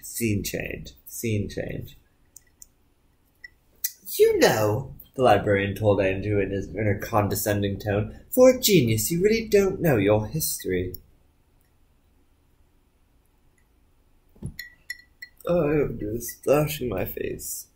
Blah, blah, blah. There we are. I'll keep you awake. There we go. That's exactly what I needed. I swear I'm not a genius, Andrew insisted, turning to Brianna as he added, and it's cruel to spread rumors. See what they cause? I don't know why I sound like a that, but hey, I do. He turned his attention back to the librarian and continued, I don't even live in the city. I come from the suburbs, if you can believe it. Trust me, Brianna admitted with a raise of her eyebrow. We believe you. Well, Toronto wasn't always as peaceful as it is today, the librarian told him. Had she ever actually been to the surface, Andrew wondered, or had it just been a book or two planting the idea in her head that Toronto was peaceful? In the mid-1900s, the lieutenant said, a lot of people were flocking out from Europe trying to escape the Third Reich. Not all of those people were human. 'Cause, you know, Andrew said sarcastically to the librarian, Hitler hated the monsters. He hated anyone who wasn't blonde and blue-eyed, she told him, and very few monsters have either. How many monsters have you met? Andrew asked, still not sure what people kept meaning by monsters. The librarian shook her head, and with sudden inspiration she dropped the book she was leafing through and grabbed a very large notebook bound haphazardly with string. These journals were written by one of the original founders, the librarian explained to Andrew, handing him the book. When it became clear that the government wasn't able to defend its own people, the people decided it was about time they stepped in. More like step up too, Andrew said as he flipped through a couple of the pages. The streets, he added when he noticed their looks. It was a movie. The pages looked old, and the writing was scribbled on in pencil. Some of it was an indiscernible raving mess, but some of it wasn't.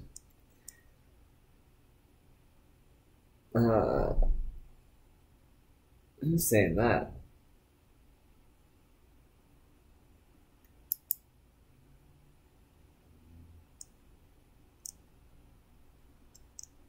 What? Oh, I get it now. So that's all part of the book. Okay, cool. I saw it again, in the dead of night, with no one around to see it but me. Am I going crazy? Why did fate choose me to see it again? Or was it calling me?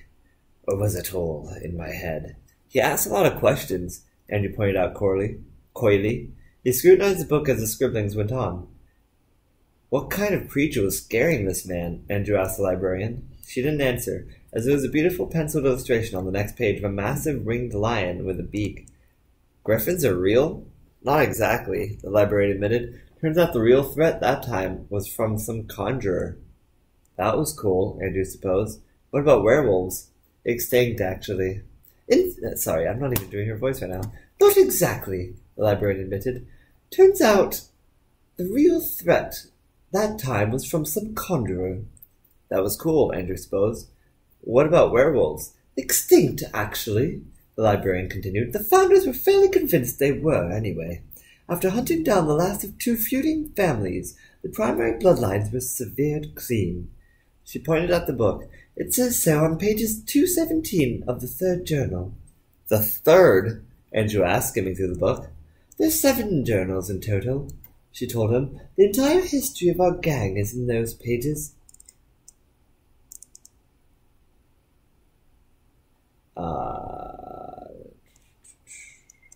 And those pages, where did that go?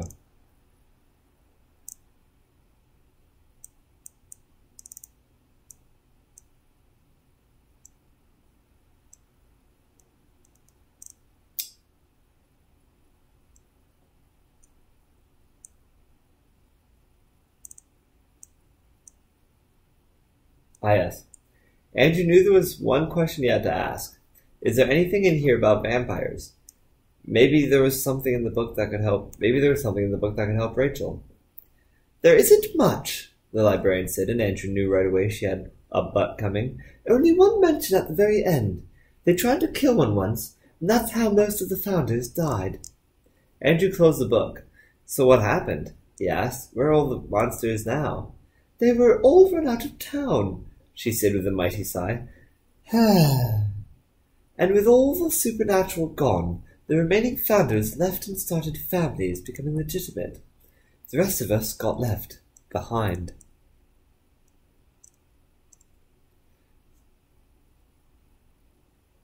Sorry about that. So your mom took over the gang and has run them into the ground ever since? Andrew said, finishing the librarian's story. He was starting to get it. But that means you both must have had names at some point. The librarian smiled, clearly amused by Andrew's persistence. The founders were each given the title of king within our gang. Once they were all gone, my mother found she was losing her hold on everyone else. After all, she hadn't been appointed to lead, and she wasn't given any title, so she changed her name. There was a shared look with Brianna as the librarian added, For many people, that was enough. When I was 17, I found the journals, she continued. I read them front to back more times than my mom can probably count without a calculator. I quickly realized the harm my mother was doing. I changed my name in protest of hers. Now, she isn't so special.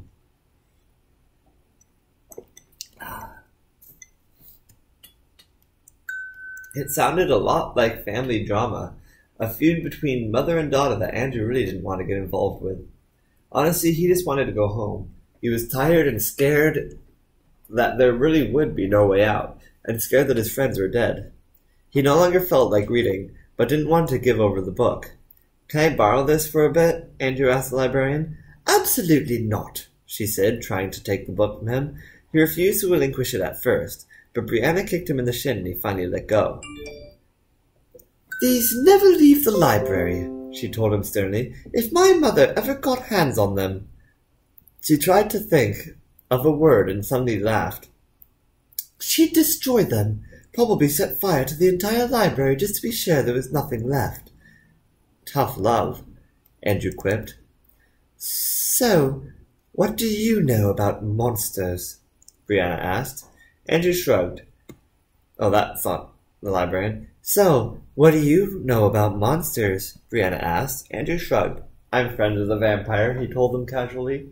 His story didn't seem nearly as interesting as the librarian's tale. An alarm sounded, a ringing klaxon that made Andrew jump almost a full meter in the air. Mwah, mwah, mwah. Mwah, mwah, mwah. Mwah, mwah, mwah.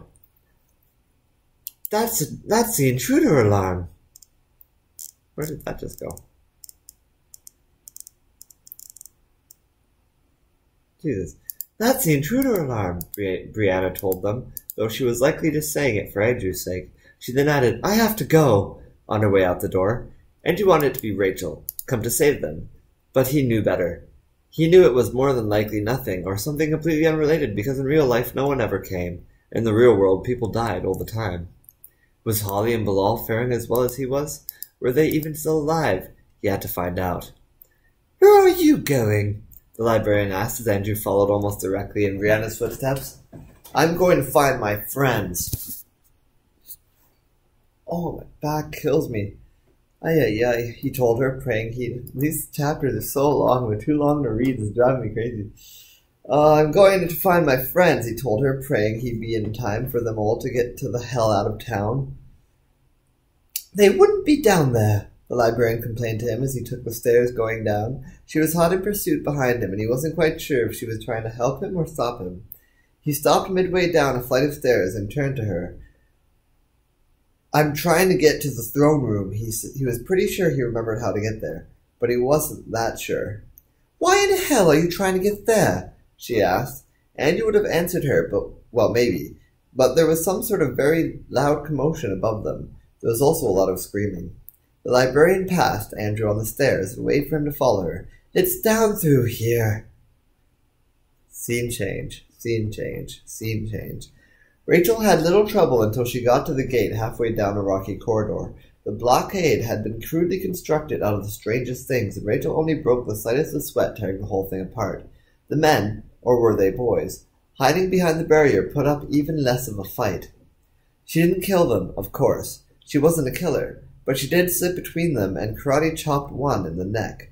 She elbowed the other in the stomach, and, as he dropped, she struck him again across the head with her sword, still in its scabbard.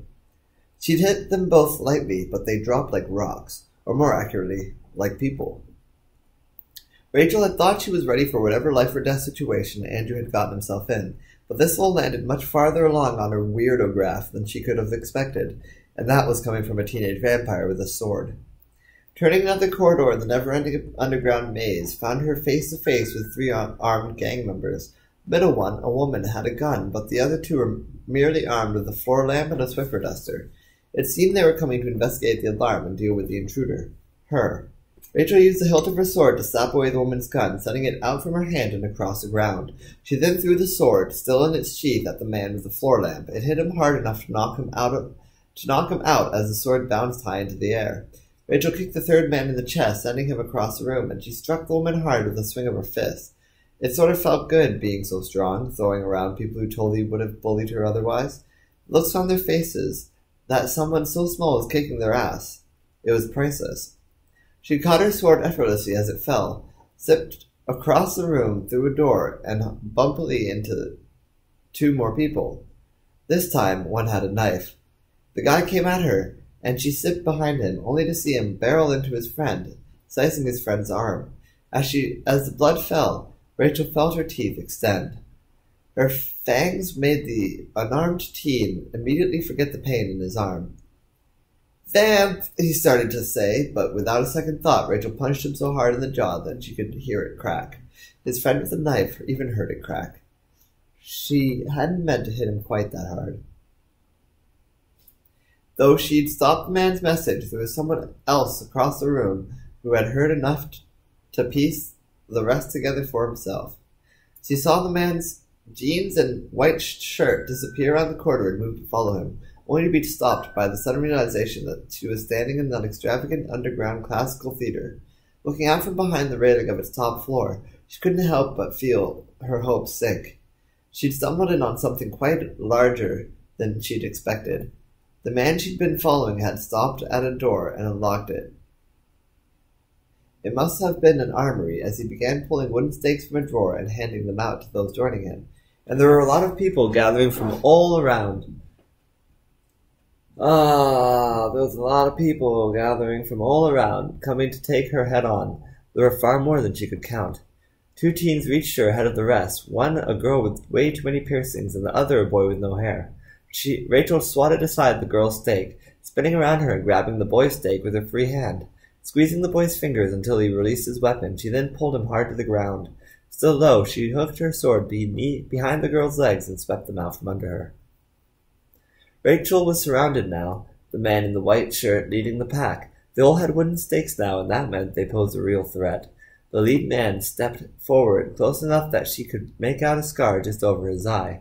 The man grinned as he addressed her. We have you We have you, senorita.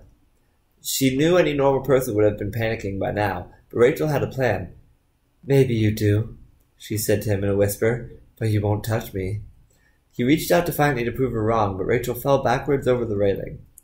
Scene change, scene change, scene change. Andrew stepped off the last stair and out into... Oh, that should be just one scene change, because different person, same location, same time. Andrew stepped off the last stair and out into the throne room. To his mighty surprise, an Asian girl landed heavily on her feet just in front of him. She was holding a sword by its sheath in her left hand, and easily could have passed as a character from a Japanese anime. Rachel, Andrew said, giving the teen vampire a hug. I was hoping to God it was you. I don't even believe in the guy. I think you owe me an explanation, Rachel told him, and he knew she was right, but they had bigger problems. In a moment, he told her, moving past her to direct his attention at a large shadow that was the throne and the platform it sat upon. I'd like to speak to the Queen. There was nothing. I mean, I ran down all those stairs. Maybe the Queen doesn't want to speak to you, said a voice from the dark. Is that Axel? Andrew asked. Nice try.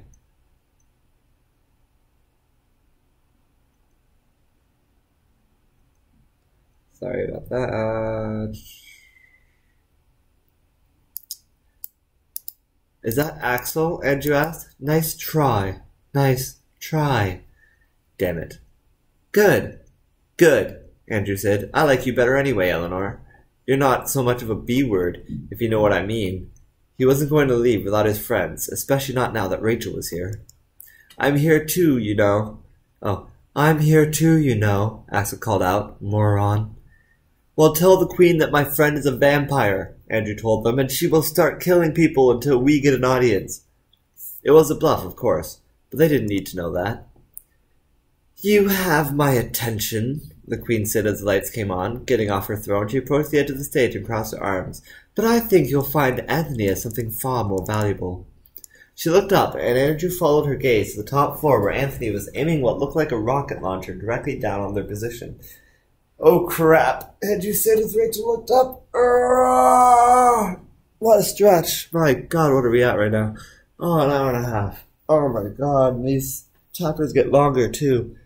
I honestly think I might have to start doing these, like, maybe half of the chapter per, because this is getting to be just too much. I can't handle this. Like, it's driving me. Oh, I'm dying here. She looked up, and Andrew followed her gaze to the top floor where Anthony was aiming what looked like a rocket launcher directly down on their position. Oh, crap, Andrew said as Rachel looked up.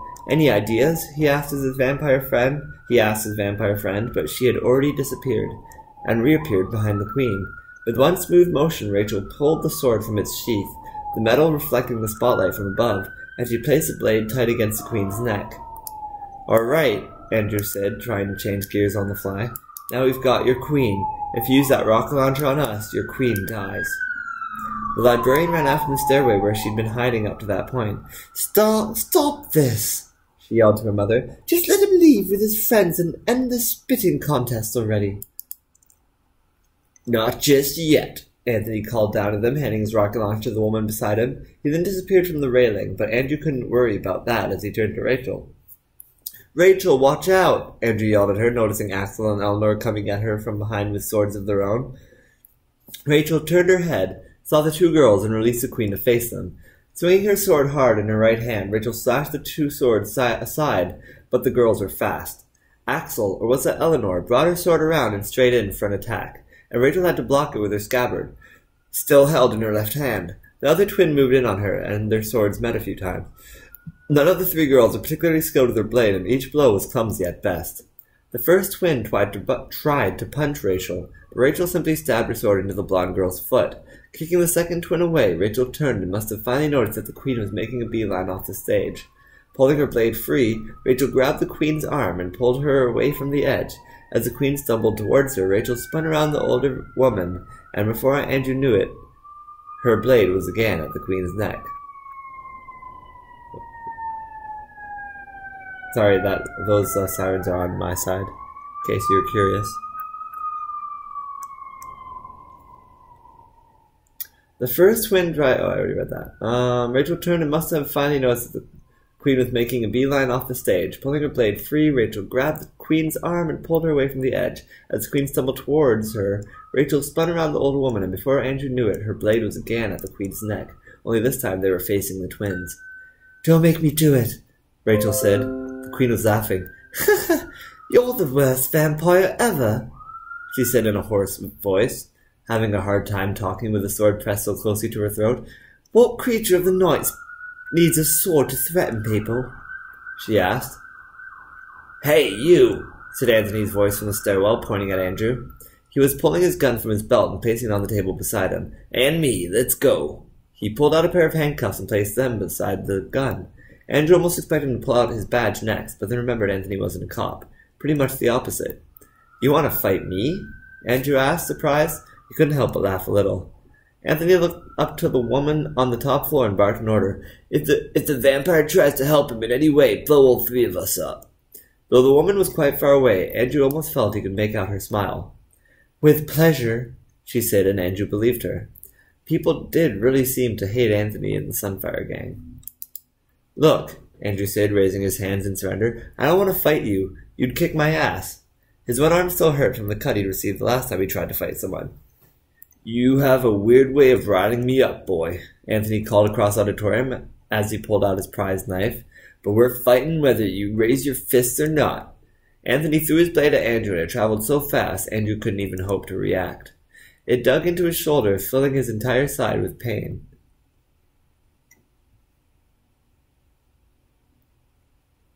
Andrew screamed in shock, staring down at the hilt sticking out from his shirt. Blood was starting to creep out, messing up his Superman design. "Ow! What the hell?" Andrew yelled to Anthony as he forced the pain from his mind. That was what superheroes always did in the comics anyway, but it didn't seem to be working. Anthony was already on the move, charging him. Again, Andrew couldn't react in time as Anthony brought his foot up and kicked Andrew hard in the chest.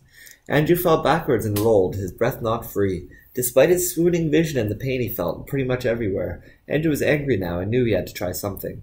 He forced himself to his feet and brought his arms out in front of him defensively. "All right," he managed to wheeze out, "let's go." Anthony easily sat both his arms aside with one hand and punched him square in the face with the other. Andrew was sent reeling and careening to the ground.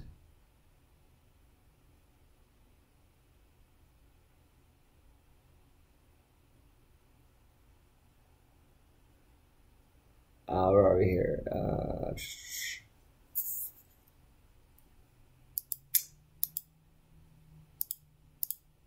Andrew fell backwards and rolled, his breath knocked free. Despite his swooning vision and the pain he felt pretty much everywhere, Andrew was angry now and knew he had to try something. He forced himself to his feet and brought his arms out in front of him defensively. "All right," he managed to wheeze out, "let's go." Anthony easily sat both his arms aside with one hand and punched him square in the face with the other. Andrew was sent reeling and careening to the ground. He spotted the gun on the table across the room and realized it was his only hope of defeating Anthony. Crawling past Anthony, he pulled himself as fast as he could across the room as Anthony watched with amusement. Andrew's face felt wet. Did that make sense? He saw blood drips beneath him as he... I'm taking off my shirt. Oh, man. This is killing me. This is the problem. This is why I stopped doing podcasts last time, man. It's just, so long. Just read. Just join my goddamn Patreon. Why do I have so many goddamn people listening to this damn podcast? I'm getting angry now. This is just way too much work. Andrew's face felt wet. Did that make sense? He saw blood drip beneath him as he pulled himself along, but he didn't know if the blood had been from his nose or his shoulder, or any number of other open wounds. He needed to stop fighting people. He really wasn't any good at it. Anthony caught up to him with a few easy strides, lifting him easily by his collar and slamming him hard into the very table he was trying to get to. Did Anthony not know he was going for the gun?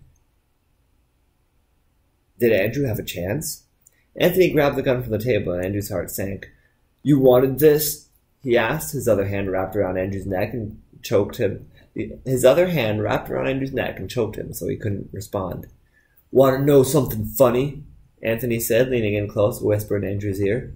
"It wasn't even loaded." he said, releasing Andrew. He pulled out the empty clip. See? He laughed. Ha ha ha ha. Want to know something else funny? Andrew asked. Anthony nodded. I handcuffed your leg to this table. Sure enough, while Anthony had been gloating about the gun, Andrew had grabbed the only other thing on the table. Sliding free from under the considerably larger man, Andrew took numerous steps back and threw Anthony a shrug. The man didn't seem very amused. Actually, Andrew was wrong. He did seem amused. Too amused. Why was he laughing? Anthony lifted the leg of the table easily and pulled the handcuffs out from underneath. Damn it, Andrew said, very worried now. Anthony backhanded Andrew, sending him sprawled across the floor. The man sat on top of him and began punching him heavily in the face. Each hit was like a hammer. Andrew could feel himself losing consciousness, only for the pain of the next hit to wake him up again. Suddenly, Anthony was pulled off, and Andrew saw the librarian get pushed to the ground. Stop it! Stop it!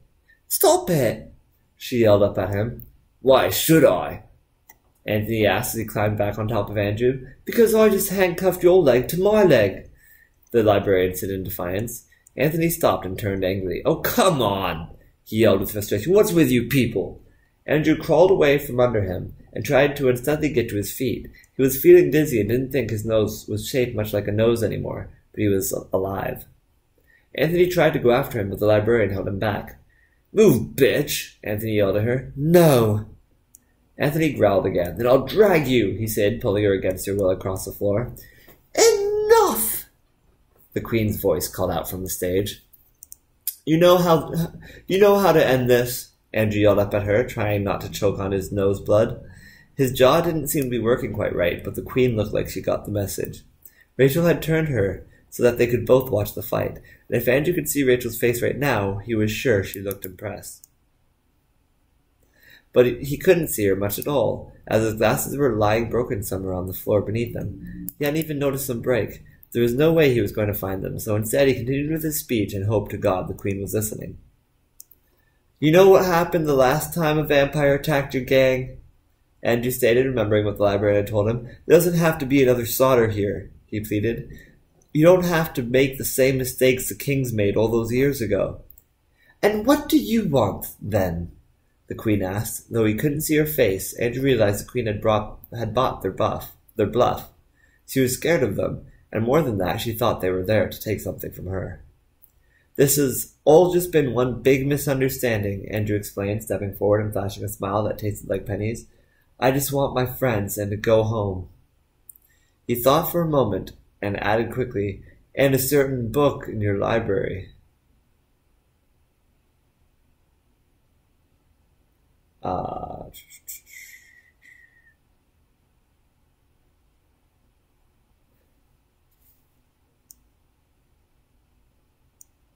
This has all just been one big misunderstanding, Andrew explained, stepping forward and smashing a smile that tasted like pennies. I think I've already said this.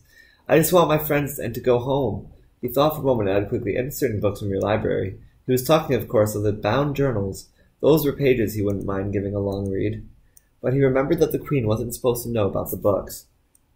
Your daughter wants the one I'm talking about. Your daughter knows the one I'm talking about. The Queen was silent, and Andrew couldn't help but worry he'd screwed up. Were they all staring at him? If only he wasn't blind.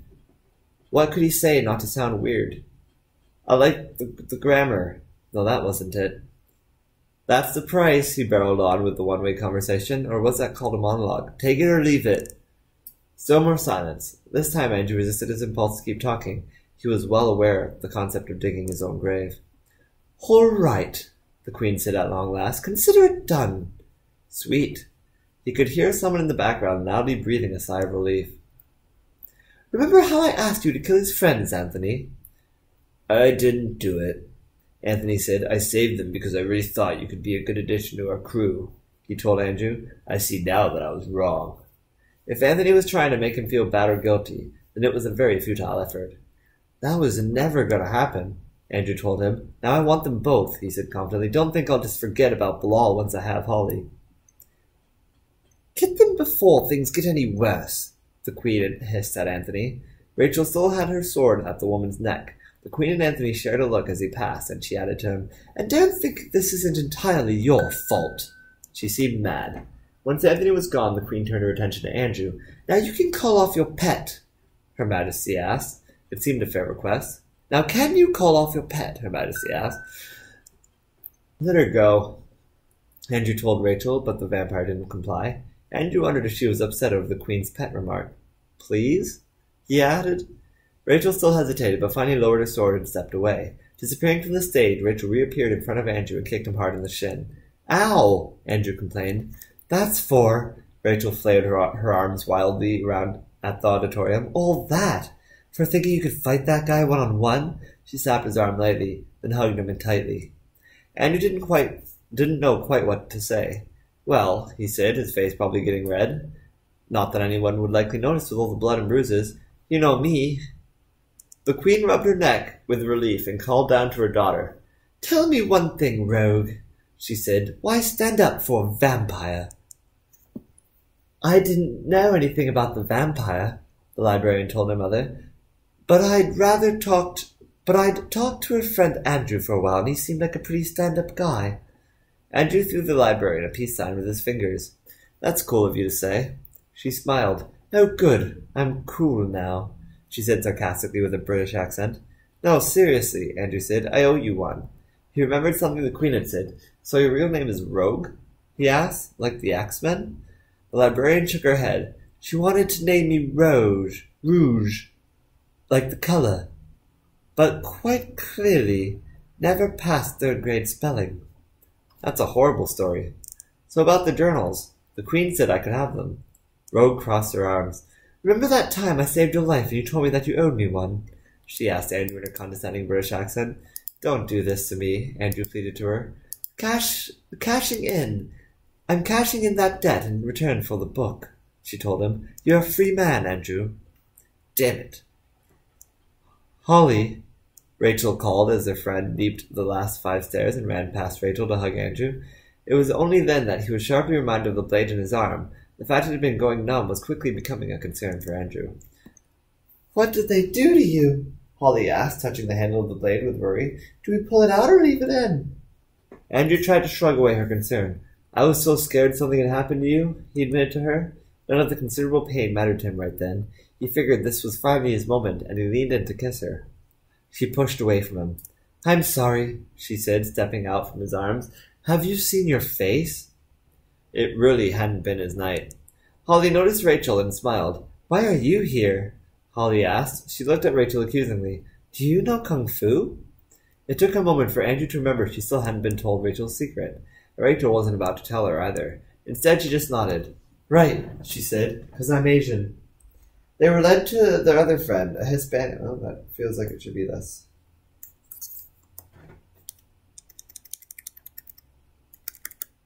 Alright, they were led to their other friend, a Hispanic teen named Bilal, who it seemed had been left to play video games with Anthony's sister, Tina. Ha! Oh, thank God, Bilal had said when he saw his friends. I beat you again, Tina celebrated beside him, making him flinch. This was my hell. This is my hell, Bilal complained. Please tell me we're going home now. You mean you don't want to hit the midnight zombie movie marathon down at Floor Cinema? Andrew asked. Dude, Holly said to Andrew, shaking him sympathetically. You need to go to a hospital. You still have a knife sticking out of your shoulder. Andrew put a finger over Holly's lips and told her with a shake of his head, Her name's Danielle. From there, they were escorted all the way back up into the real world, and then the entire way to Union Station. The Sunfire gang really wanted them gone from their city. And Eckhart watched all this from the shadows, so quiet that no one knew he was there. He was studying Rachel and her friends, memorizing their names and personalities. Rachel got away once, but Eckhart wasn't going to let that happen again. He could be patient. Rachel looked around the train station, likely sensing that someone was watching her, but she didn't see him. He didn't want her to. He just kept watching her as she got on her train, the train to Oakville. Her idiot weakling friend Andrew mentioned school Monday at Abbey Park. So she was still attending school. All the better. Eckhart would have no problem wedging his way into Rachel's life now. She would love him or die, the same choice he gave to all the others.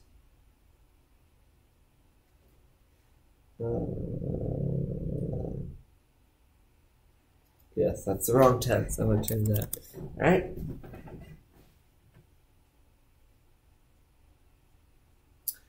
Scene change.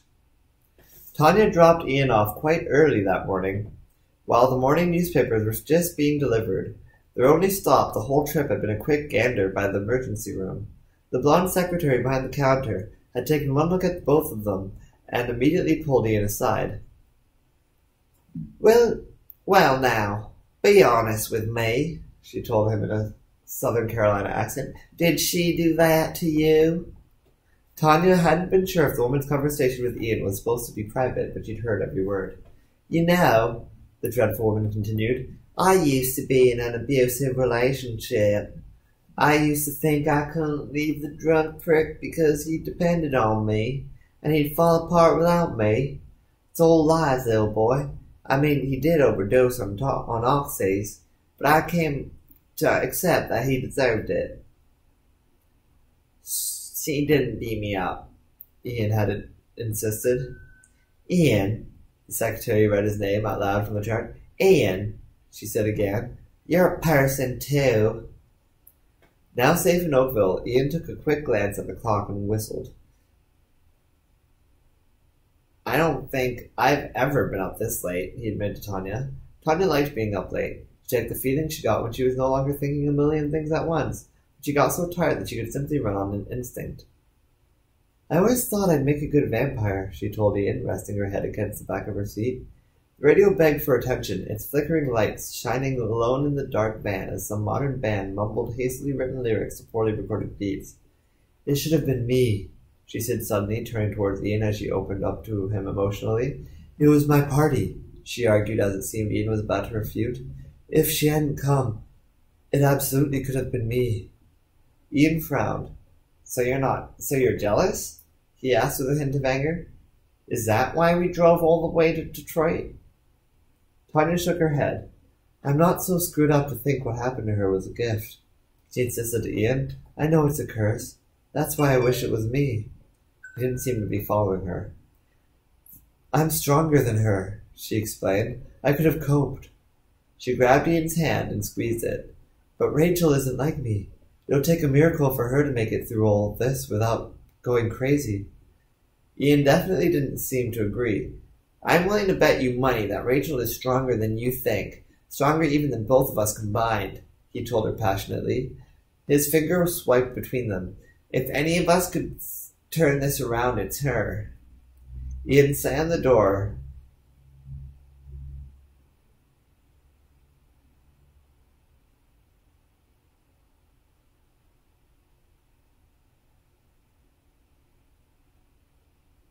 Sorry about that. Where was I now?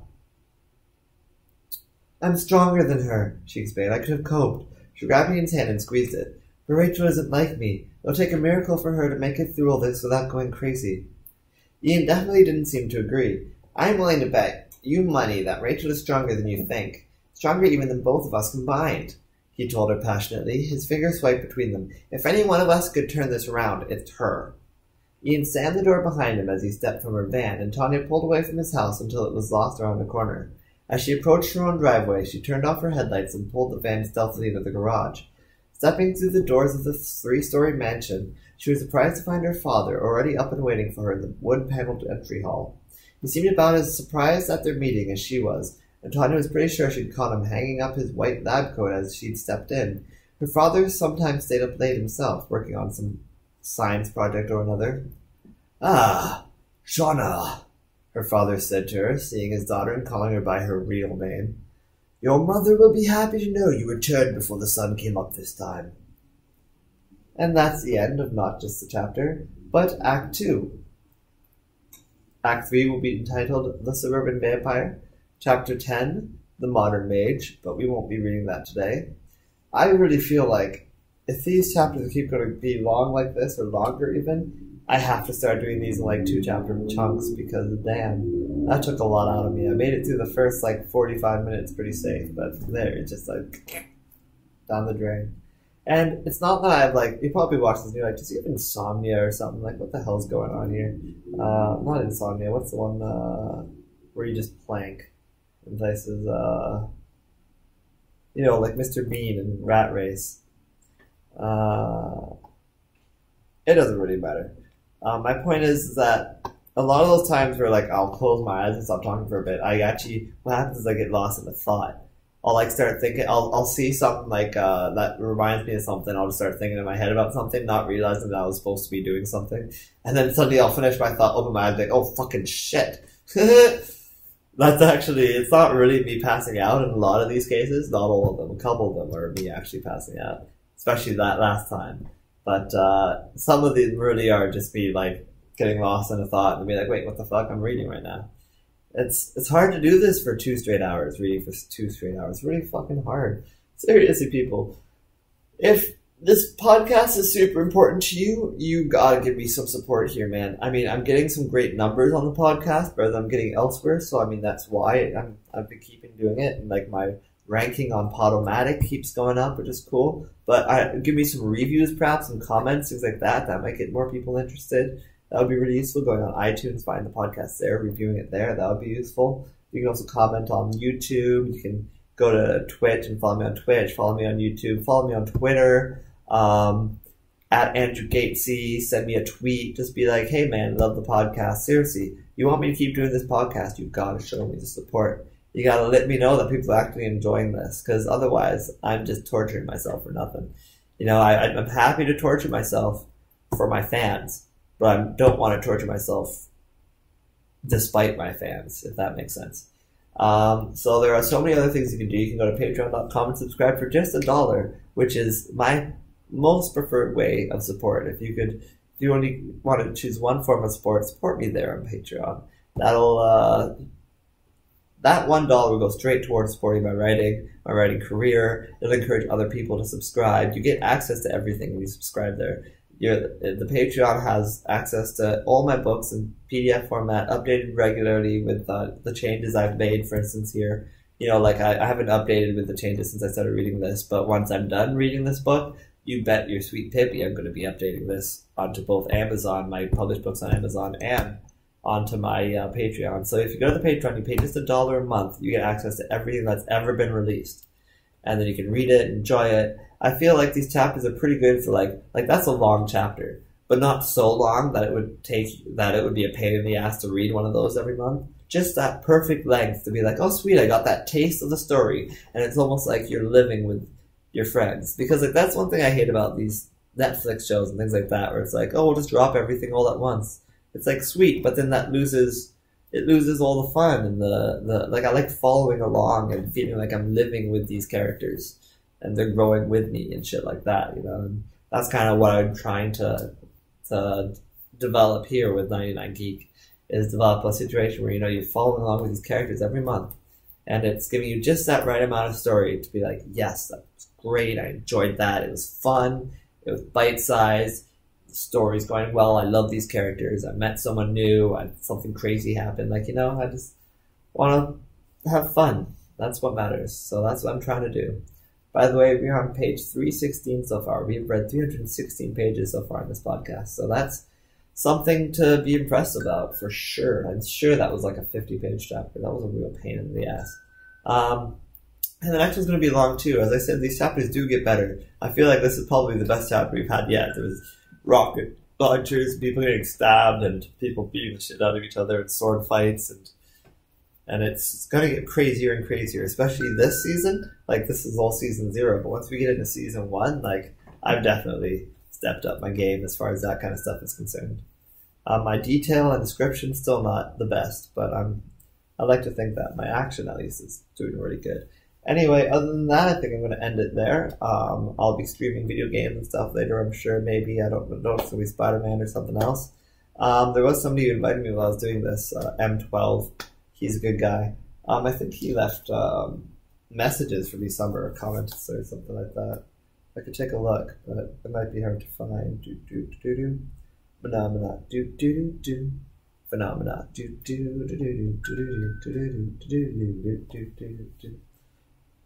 Inbox. Let's see here. What have we got? It's not that. It's there. Did I read about the guy who wanted to collaborate? Did I say anything with that? He was like, hello, quick question. Have you thought about collaborating with other writers? This is from Alex Faith. And my response to that was, let me go to the page. My response to that was,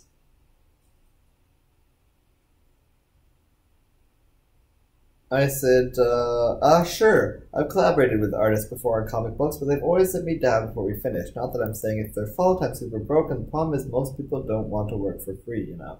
Like I do writing these every month, and no one ever wants to pay any money for these. I've literally had artists tell me I should pay them for their art, which I would have if I could, but I'm so broke, just like they are so broke. This idea that the art is somehow more valuable than the writing, that I should put 100 hours of my time in for free and then pay an artist for their time. The best I offer people is an equal split, 50-50. But again, though some people have took me up on that offer, none have ever done so and finished the book without giving up and moving on to more paying work.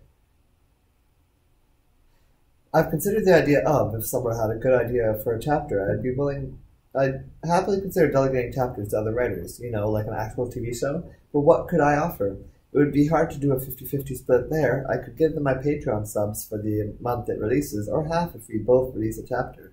But that would be $1. Literally $1. That's all I make each month off my writing. One thing that I should probably add here is that if you subscribe to my Patreon, you actually can, in a way, like what he was talking about, how did he word it? Collaborating? I mean, you can collaborate. If you subscribe to my Patreon, there's a collaboration tier, a collaborators tier. And it's literally just all about being able, every month I'll ask that tier and be like, hey, you want to name a character, you want to name a place, you want to dictate, hey, you want to see a certain type of plot show up, then those guys that are paying a little bit more will get access to that. Though right now, because I don't have any of those, since I only have 2 subscribers in total, any subscriber can do that. Any subscriber, even non-subscribers, anyone right now, because once I'm famous, then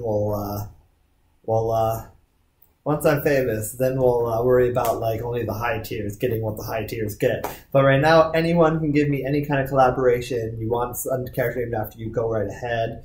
Anything like that, that's all cool. I see somebody is watching right now. Do you want me to read another chapter? You can certainly say so in the chat, and maybe you could convince me. I've already been at this for 2 hours. I just finished a chapter, and it's really good. You can find the previous chapters as well as this chapter on this Twitch page, on YouTube, on iTunes. If you look up 99geek.ca, you'll find it on iTunes, the podcast. 99geek.ca is the site, and from there you can find links to all kinds of stuff. I got a blog, a daily blog, that's good stuff. So yeah, I'm just looking for people to follow me. I'm looking for people to like my writing. I'm looking for people to enjoy what I have to offer. So yeah. That's that, and I hope you enjoyed this chapter, and I hope you will enjoy the next chapter. It might not be for a couple weeks, because this took a lot out of me. I think this nearly 2-hour chapter is going to be worth a couple weeks of quiet, but I will come back in a couple weeks with the next chapter for sure, even if I decide to split it in half or something like that. I'll decide that then. Until then, live long and prosper, and peace out.